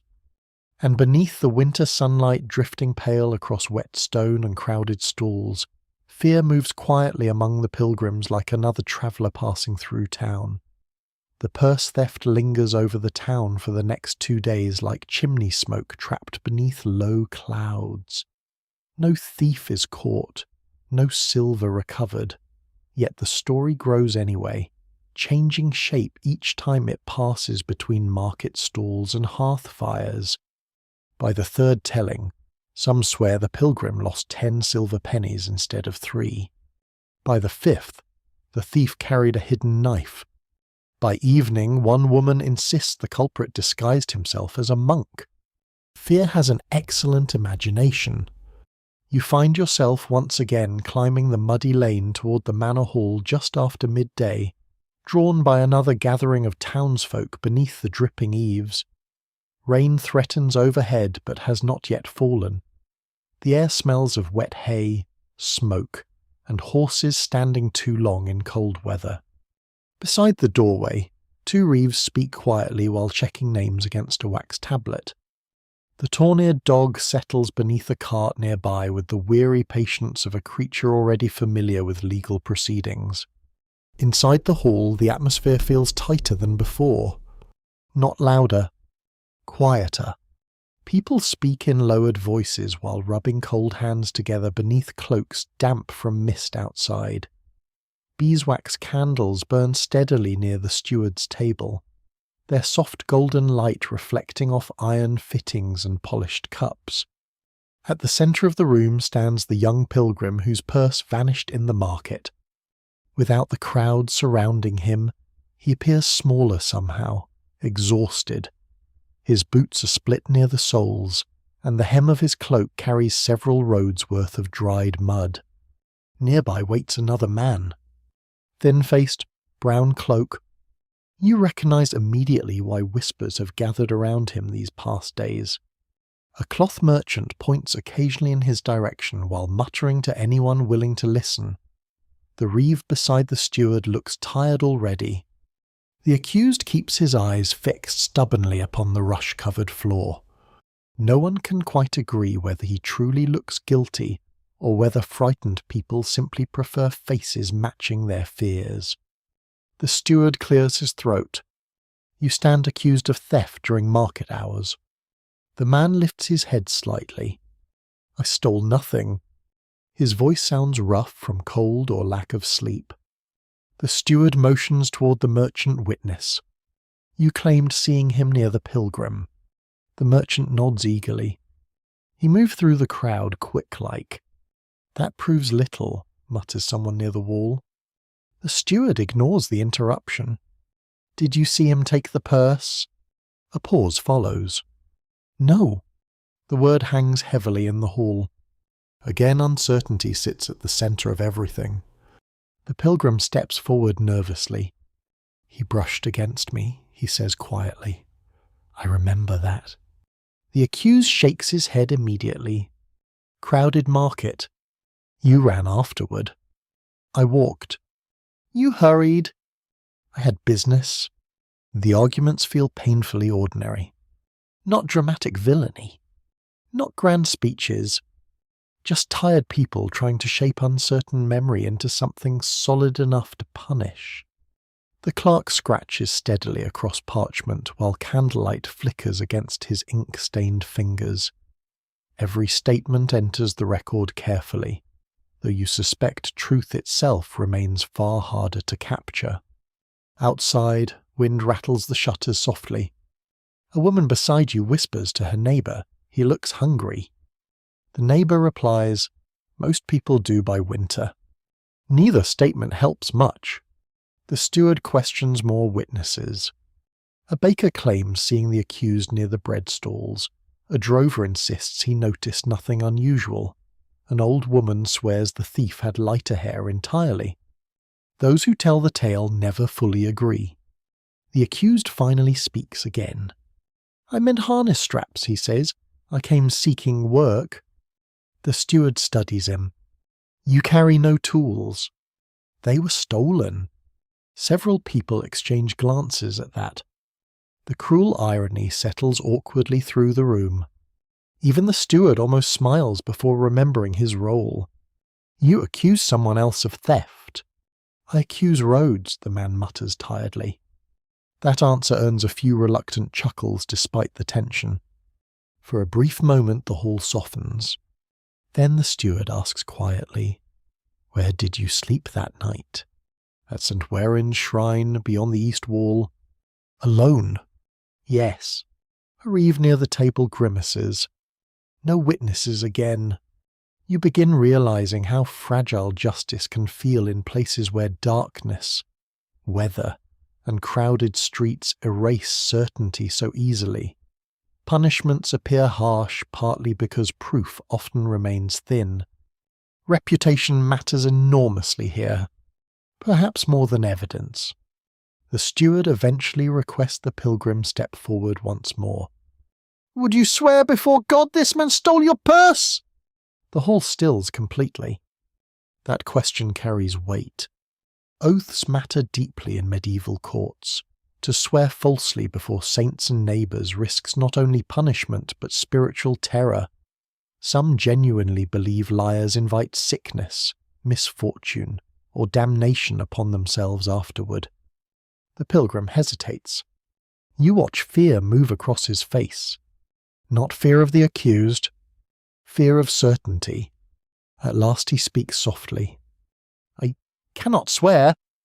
The silence afterward feels enormous. Even now, it is hard to tell whether the steward seems relieved or disappointed. The accused closes his eyes briefly. The reeves exchange weary looks. Without oath or witness, the case weakens immediately. Still, suspicion remains hanging over the man like smoke. The steward rubs his brow before speaking. No conviction. A murmur spreads through the hall. "But," the steward continues sharply, "you are warned. Any further accusation will weigh heavily." The accused nods slowly. Not grateful exactly.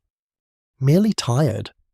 The pilgrim lowers his head, ashamed perhaps that his stolen coins remain lost without anyone clearly to blame. And suddenly you understand something unsettling about medieval punishment. Fear itself can become a kind of sentence long before judgment arrives. The crowd disperses gradually afterward into the damp afternoon. Outside the manor hall, mist drifts once more across the town roofs while bells ring faintly from the abbey. You linger near the doorway as the accused exits alone. People watch him carefully. Not openly hostile. Worse than that, perhaps. Suspicious. A baker pulls his daughter slightly closer as he passes. Two merchants whisper behind gloved hands. A woman selling onions stares after him with narrowed eyes before crossing herself quietly. Acquittal does not erase reputation here. The man disappears downhill into the crowded streets, brown cloak vanishing among carts and chimney smoke. No guards follow. Yet neither does trust. The dog emerges from beneath the cart and shakes dampness from its fur onto your boots with impressive precision. You sigh softly and begin walking back toward the square. Rain finally starts falling again, thin cold droplets darkening the stones and turning the roads slick beneath passing feet. Market traders hurry to cover their goods while bells echo through the wet air above the town. And somewhere among the crowded lanes, beneath cloaks dripping rainwater and eyes heavy with suspicion, people continue checking their purses again and again, hoping certainty might somehow return with the sound of clinking coins still safely in place. Rain lingers for 3 straight days after the hearing, settling over the town in cold silver curtains that blur rooftops and soften every distant sound. Water drips constantly from gutters and eaves. Mud thickens along the lanes until even short walks begin to feel like negotiations with the earth itself. Inside the market square, business continues anyway. It always does. Merchants huddle beneath sagging awnings while customers move from stall to stall, clutching cloaks close against the damp wind. Smoke from cook fires hangs low beneath the clouds, mixing with the smells of wet wool, onions, and horse leather. You stand beneath the overhang of a cooper's shop, warming your hands around a cup of heated ale, while the torn-eared dog sleeps beside a barrel hoop. Across the square, a crowd gathers slowly near the whipping post beside the old stocks. Not a large crowd. People here no longer rush eagerly toward punishments. Medieval townsfolk treat public justice with the weary familiarity of bad weather. Still, they come. Some from curiosity, some because absence itself may seem suspicious, some because punishment reminds them their own belongings remain safe another day. A cooper beside you notices your attention drifting toward the gathering. "Horse thief," he mutters. That changes the mood immediately. Even whispered, "Livestock theft unsettles people differently than stolen purses or missing bread. Horses mean labour, travel, harvests, survival through winter. To steal one threatens more than property." The cooper spits into the mud. Caught near the river crossing. You follow the slow movement of people toward the square. Rain taps softly against hooded cloaks. Bells ring faintly somewhere beyond the abbey walls. Near the well, an old woman sells hot chestnuts wrapped in cloth while calmly discussing punishments with customers as though reviewing crop yields. First offence someone asks her, "So they claim." The horse thief is brought out shortly afterward between 2 watchmen. He appears older than you expected. Grey already streaks his beard. One eye bears the cloudy look of an old injury. His hands remain bound before him with rope darkened by rainwater. No one can quite agree whether hardship makes thieves or merely reveals them. The man walks steadily enough despite the staring crowd. Children crane their necks for a better view until parents hush them sharply. A monk passing nearby pauses only briefly before continuing toward the abbey with lowered eyes. The reeve announces the sentence over the sound of rain. Public whipping. Branding. Exile from the town after recovery. A murmur moves through the crowd. Branding especially draws uneasy attention. Punishments leave marks here not merely for pain, but memory. Medieval towns fear returning offenders almost as much as the original crimes themselves. A scar becomes warning, a shaved head becomes reputation. A missing ear turns into public history carried visibly through every market and roadside inn thereafter. Fear remains easier to manage when it wears a recognizable face. You notice several people crossing themselves quietly. Others avoid looking directly at the prisoner altogether. The reeve gestures toward a brazier where an iron rests heating among glowing coals. Even from here you can see the faint red warmth building slowly across the metal. The horse thief notices too. For the first time his expression changes. Not dramatic terror, just exhaustion deepening into something heavier. Rain slides from the brim of his hood onto the stones below. The punishment begins without spectacle. The watchmen tie him to the post. The reeve reads the charges again for the crowd. A baker's apprentice nearby turns pale and looks away before anything even happens. The dog beside you lifts its head uneasily. You focus instead on the square itself, the rainwater running beside the stones, the hiss of droplets striking the brazier, smoke twisting upward into grey air. Medieval punishments often feel quieter than expected. No triumphant speeches, no roaring crowds, mostly just discomfort, cold, and the heavy awareness that everyone gathered here might someday stand on either side of the post themselves. Some swear public punishments discourage crime because shame wounds deeper than pain. Others insist hunger and desperation rarely pause long enough to consider consequences.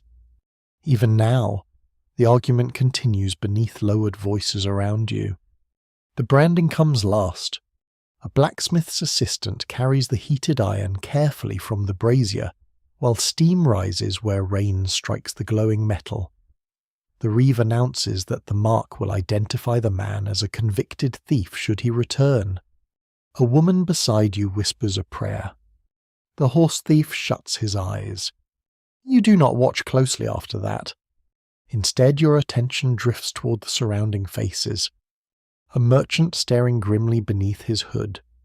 A child hiding behind his mother's cloak. An old pilgrim clutching prayer beads tightly enough for white knuckles to show. Punishment spreads beyond the punished somehow. It settles into everyone watching. When it ends, the crowd disperses quickly beneath the rain. No cheering follows, only silence and footsteps in mud.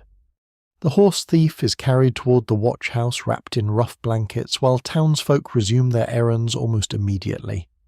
Fish still need selling, bread still bakes, fires still require tending.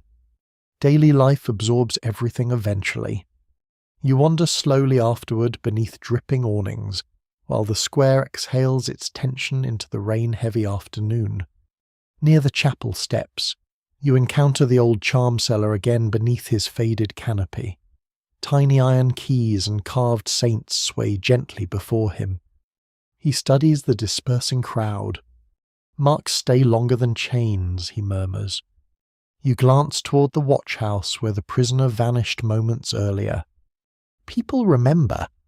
People enjoy remembering. That answer feels painfully true. He lifts a tiny bronze token from the table. A crude symbol scratched across one side. For thieves, you ask.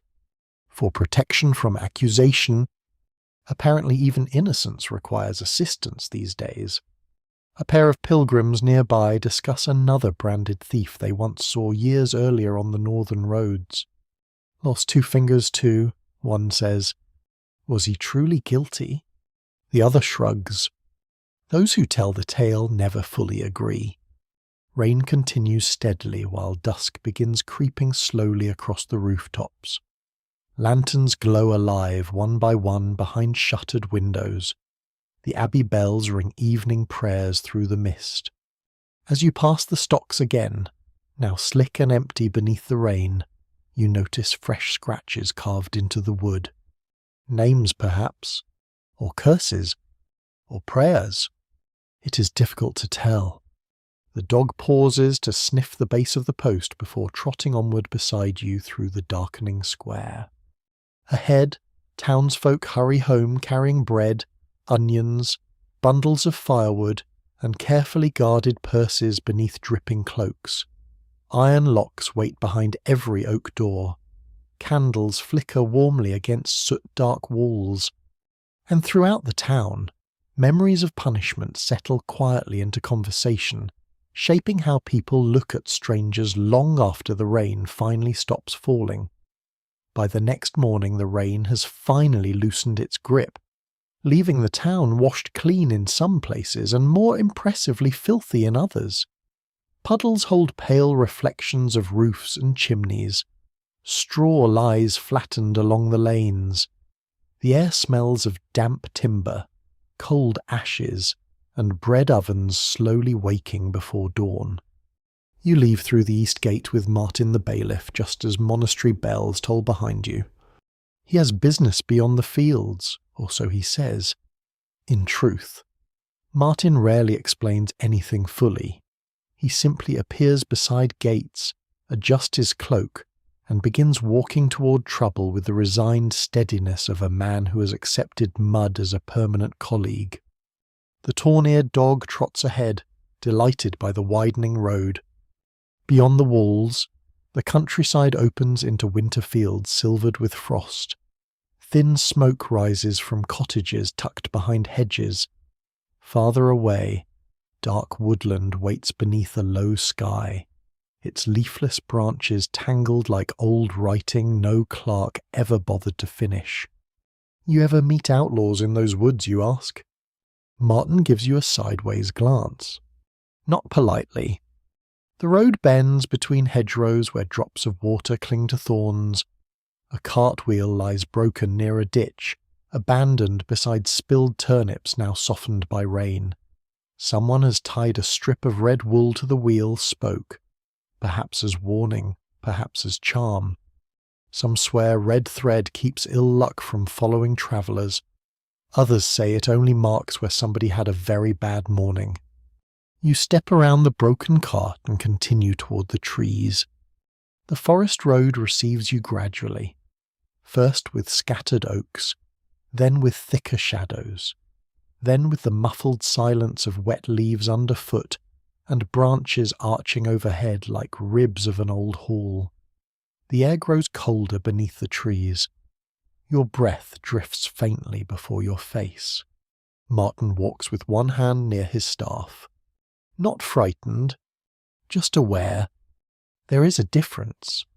Forest roads carry stories more easily than market squares. Every bend has room for rumour. Every stump might become a crouching figure if seen by lantern light. Travellers speak of thieves waiting behind fallen trunks, of hungry men with rusted knives, of outlaw bands living on stolen sheep and bad decisions. No one can quite agree how many of these tales are true. That uncertainty makes them stronger. After an hour, you reach a wayside cross leaning beside the road. Moss covers the lower stone. Pilgrims have left offerings at its base: a cracked candle, 3 bent pins, a scrap of ribbon, and a tiny pewter badge darkened by mud. Martin pauses there. Good place for ambush, he says. You look around at the dripping trees and narrow track. That feels like something one might mention earlier. He almost smiles. The dog sniffs the offerings at the cross and is gently discouraged from committing minor sacrilege. A little farther on, you pass a charcoal burner's hut tucked into the trees. Smoke curls from a low turf roof. A man emerges with blackened hands and a face so streaked with soot he resembles a saint painted by someone in a hurry. He knows Martin. Everyone seems to know Martin. Any trouble, the bailiff asks. The charcoal burner shrugs. Tracks near the stream. 2 men, maybe, or deer, or hungry ghosts. Useful. I aim to help. He invites you both beneath the sheltering eaves, where his wife offers warm ale steeped with bitter herbs. Inside the hut, bundles of dried mushrooms hang from beams, and a charm of woven hazel twigs swings above the doorway. For wolves, you ask? For men, the woman replies. That answer requires no explanation. The charcoal burner tells a story while rainwater drips from branches outside. Last winter, he says, a band of thieves took shelter near the old quarry. Some claim they were soldiers unpaid after service. Others insisted they were villains fleeing a cruel manor. A travelling priest swore one of them had once been a nobleman's clerk. Those who tell the tale never fully agree whether they were villains or merely starving.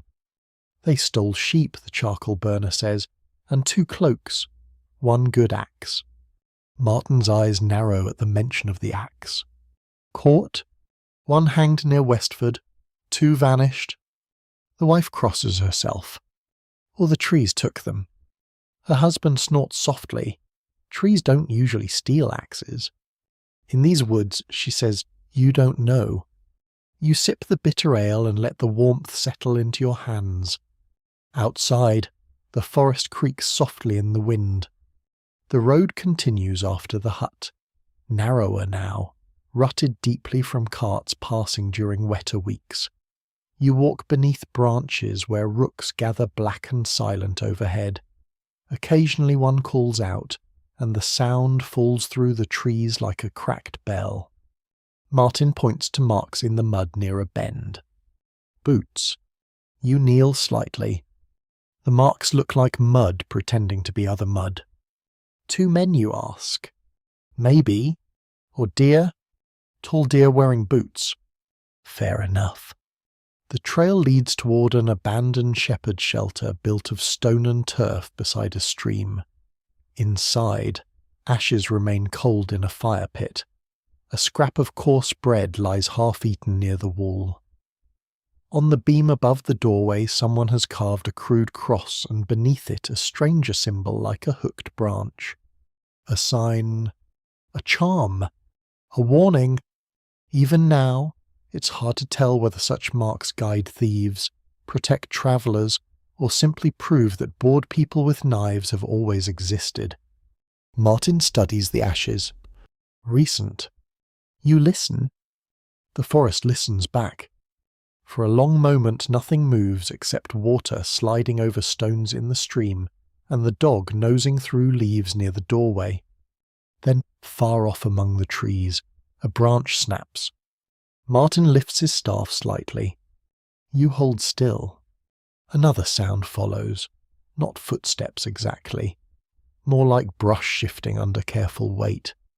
The dog growls low. Your heart begins behaving in a very unbedtime manner. But no one appears. After several quiet breaths, Martin lowers the staff. Fox, he says. Are you sure? No. Strangely, that does not help. You leave the shelter and follow the road until the trees begin thinning toward open fields. Pale afternoon light spreads across wet grass beyond the forest edge. The sight feels almost like waking. Behind you, the woods remain dark and complicated. Outlaws may live there, or hungry labourers, or frightened men hiding from accusations, or nobody at all. Medieval roads are full of such uncertainty, and uncertainty itself becomes part of the punishment. Once a person is named thief, outlaw, or fugitive, the forest can swallow the rest. At the field edge, Martin pauses and looks back. Remember this, he says quietly. A town punishes what it can catch. The woods keep what it cannot. The bells from the distant abbey reach you faintly across the fields, softened by distance and damp air.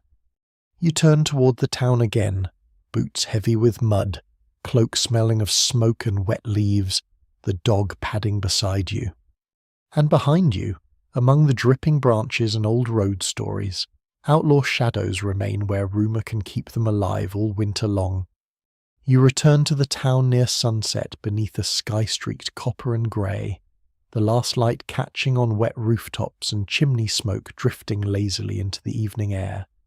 After the silence of the forest, the town feels crowded and loud again, carts rattling over stones, merchants shouting final prices before dark, geese protesting existence beside the well with impressive dedication.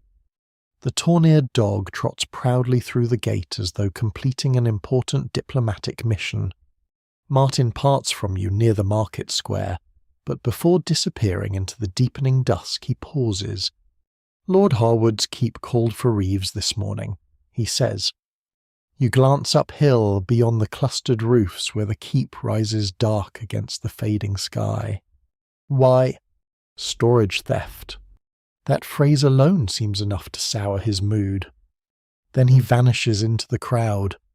You stand for a moment watching torchlight bloom one by one along the streets. Above the square, the keep overlooks everything from its hilltop like a patient stone animal. Compared to the manor hall, it feels heavier somehow, older, less forgiving. And tonight, for reasons you do not entirely understand, you begin climbing toward it. The road twists upward between narrow houses and workshops where blacksmiths extinguish their forges for the night. Sparks hiss against damp ground. A cooper rolls barrels indoors before locking heavy oak doors with iron chains thick enough to restrain small demons. Security grows more serious the closer you come to noble walls. At the halfway point, you pass a pair of servants carrying baskets of bread toward the keep kitchens. The smell nearly stops you where you stand. Warm wheat, onion stew, roasting meat. Medieval castles may be draughty and perpetually damp, but they occasionally smell magnificent. The outer gate looms ahead beneath torchlight. 2 guards in padded surcoats stand beneath the archway holding spears while rainwater drips from murder holes overhead. Above them hangs the Lord's banner stirring weakly in the cold wind. You expect to be turned away immediately. Instead, one guard merely asks, "Guest." You hesitate. "Traveller." He shrugs. Same difference after sunset. Apparently the keep shelters additional travellers tonight. Inside the walls, the atmosphere changes again. Not quieter exactly. Castles contain endless noise clattering kitchens, barking dogs, stable hands shouting at horses, servants hauling firewood through courtyards slick with rainwater, but everything moves with sharper order here. Torches burn brighter. Doors lock heavier. The fear of theft deepens noticeably when wealth gathers behind stone walls. You follow other travellers toward the outer hall where servants ladle stew into wooden bowls beneath smoky rafters. The room glows warm from enormous hearth fires. Fur cloaks steam beside the flames. Wet boots line the walls in muddy rows. A steward moves through the hall counting silver cups personally before each is returned to storage. You notice that immediately. At nearby tables, conversation circles around the same rumour Martin mentioned. Someone stole grain from the Lord's storehouses. Not a little. Enough to matter. A merchant seated beside you lowers his voice. They say sacks vanished 3 nights running. Inside the keep, you ask. He nods grimly. Locks broken? That catches your attention more than the grain itself. Locks represent certainty here, order, authority. To break one inside a noble keep feels almost symbolic. Across the hall, a pair of guards escort a thin, stable hand toward a side chamber. His face has gone pale beneath freckles and soot stains. Caught him, someone whispers nearby. Maybe. Again that word. Always maybe. The merchant tears bread apart slowly. Lord Harwood won't show mercy if noble stores are touched. The warning settles heavily into the room.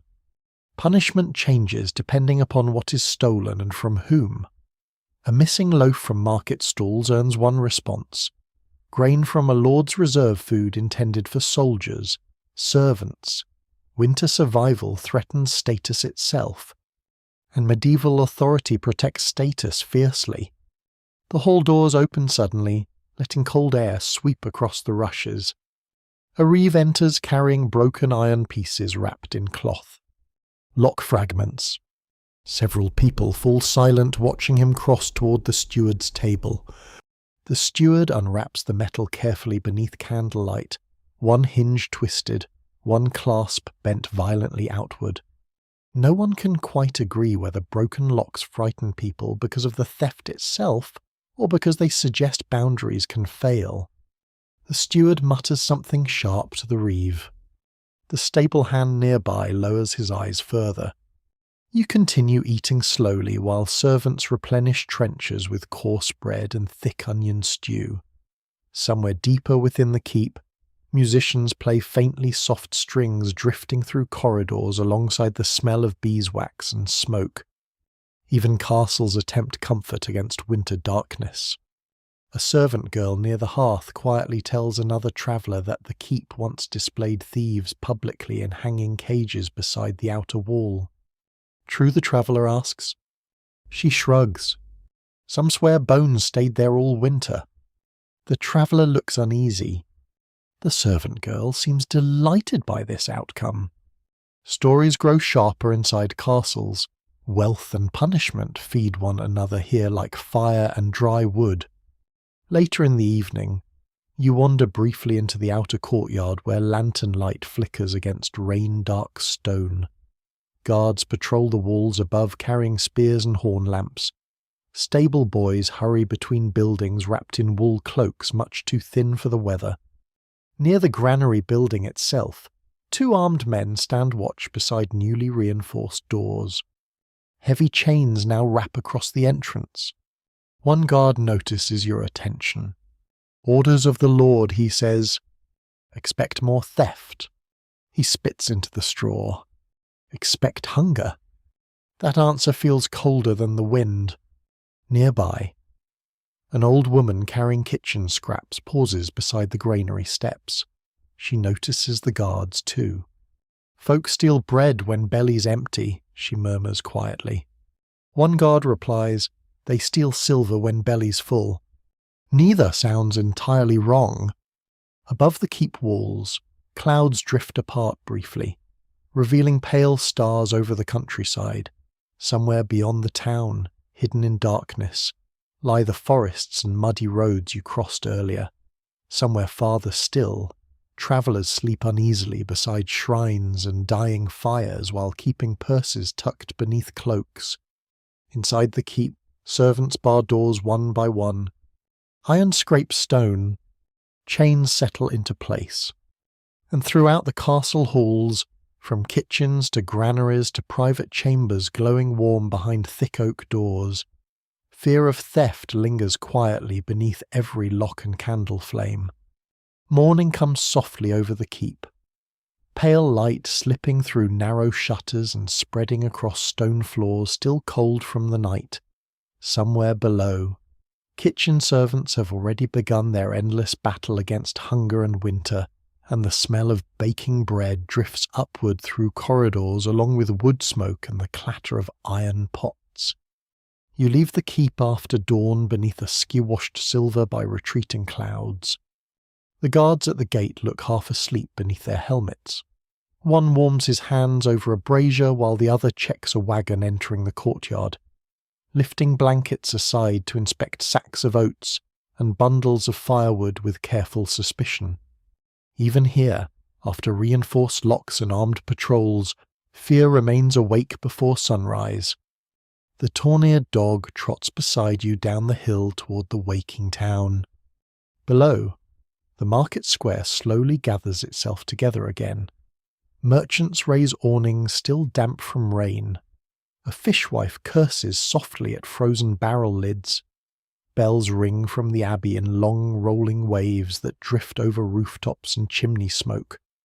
Yet after days of hearings, punishments, accusations, and whispered rumours, you find yourself avoiding the square this morning. Instead, you follow a narrower road eastward beyond the town wall. The road passes winter fields stiff with frost and hedges sparkling pale beneath the weak sunlight. Crows peck through muddy furrows while distant sheep huddle close against stone fences. The air smells clean out here compared to the town cold earth, wet grass, chimney smoke far away on the wind. After half an hour you reach the roadside shrine. You noticed it once before while travelling with Martin, though in rain and darkness it seemed little more than a shadow beside the road. Now, in morning light, you can see its details clearly. A tiny stone chapel no larger than a cart shed stands beneath bare ash trees. Beeswax candles flicker behind iron grating blackened by smoke. The painted saint inside has faded almost beyond recognition beneath centuries of weather, prayers, and wandering hands touching the stone for luck. Offerings rest everywhere. Pins, bread crusts, bundles of herbs tied with wool thread, a child's tiny wooden toy horse. Someone has left 3 copper coins beside the altar, despite the obvious irony of leaving money unattended beside a public road. No one can quite agree whether thieves avoid shrines out of fear or simply respect old habits more than laws. An old woman kneels near the doorway wrapped in layered shawls patched so many times the original cloth has become impossible to identify. She murmurs prayers beneath her breath while feeding twigs carefully into a small charcoal brazier warming her hands. The dog sits politely beside you for once. A miracle? The woman glances up as you approach. Traveller. You nod. Cold road today. All roads are cold now. That answer seems to satisfy her. Inside the shrine, the air smells of wax, damp stone, and rosemary crushed beneath countless boots. Tiny ribbons tied near the altar flutter gently in draughts slipping through cracks in the walls. For healing you ask. For remembrance, the old woman says quietly. She studies the saint's worn face. People come here after judgment. That catches your attention. Why? To ask forgiveness. She shrugs softly, or courage, or another chance. The distinction feels important. You sit near the doorway while morning light slowly strengthens across the frosted fields outside. Pilgrims occasionally pass along the road, staffs knocking softly against stones. Most pause briefly at the shrine before continuing onward. One man leaves half a loaf beside the altar. Another ties a tiny iron key to the grating. A woman presses her fingers against the saint's feet while whispering a name you cannot hear. Medieval faith feels deeply physical. People touch prayers here, carry them, tie them into ribbons, nail them beside doors, sew them into cloaks beside protective herbs and tiny charms against illness or theft.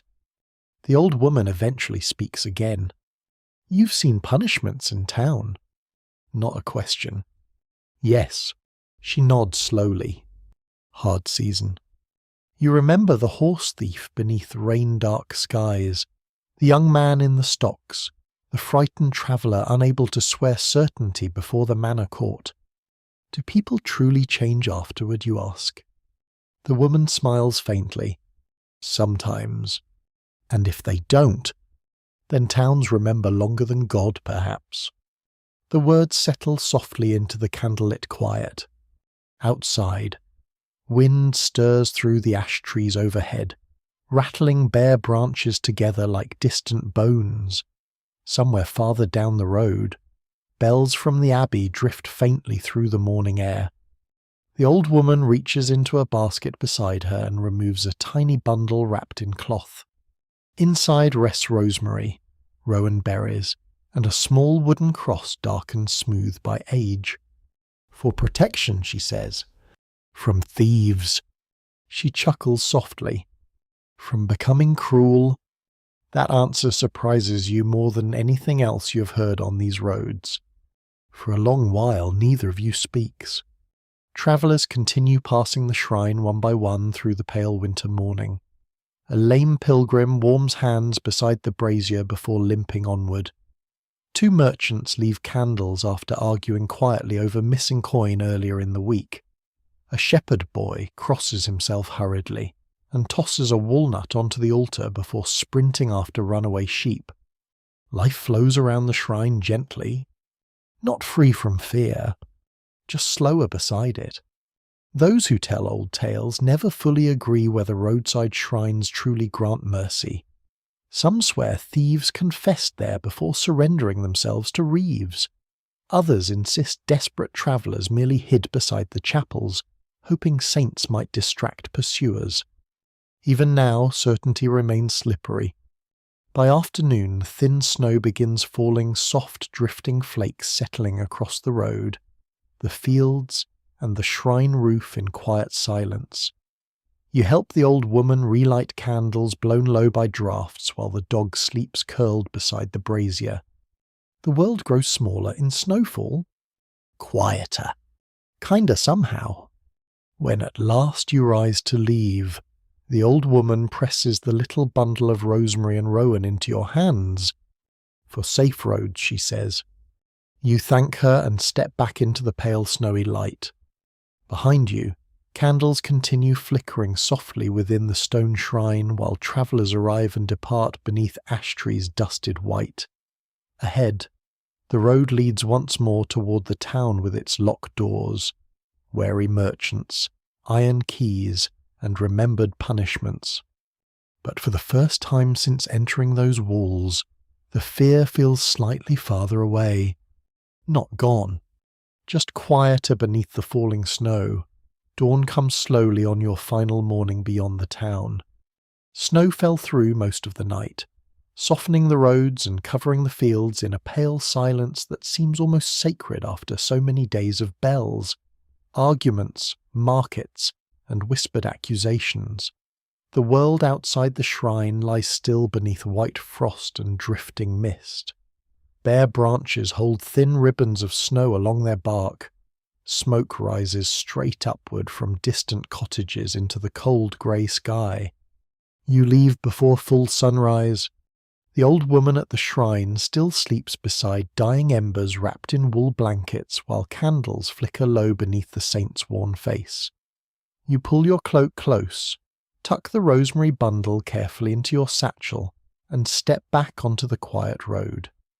The tawny-eared dog follows immediately, paws crunching softly through frozen snow. Behind you, the town bells begin ringing faintly through the morning air. The sound reaches you gently now. Far away, as you walk, the countryside unfolds in muted colours, white fields, dark hedges, smoke-grey sky, the pale gold of weak winter sunlight beginning to gather along the horizon. Frost glitters atop fences and frozen wagon ruts. Somewhere unseen beneath the hills, streams move quietly under sheets of thin ice. The roads feel emptier today. A lone cart creaks westward, carrying sacks of barley beneath rough canvas. A pilgrim wrapped in patched wool limps slowly toward the abbey, with prayer beads hanging from stiff red fingers. 2 crows lift from a frozen field and vanish into the white distance. Everything moves more slowly in snow. Even worry. You pass Gallows Hill shortly after sunrise. Not a dramatic place that surprises you somehow.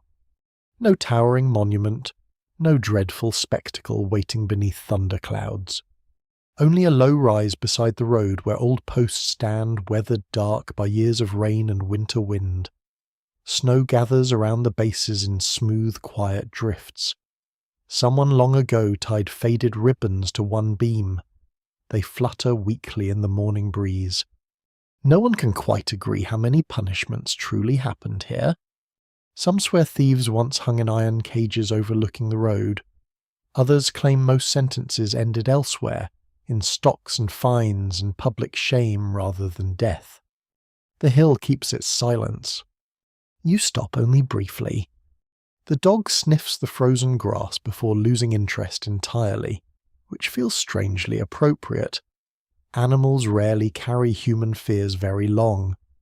Beyond the hill, the road bends downward toward open country.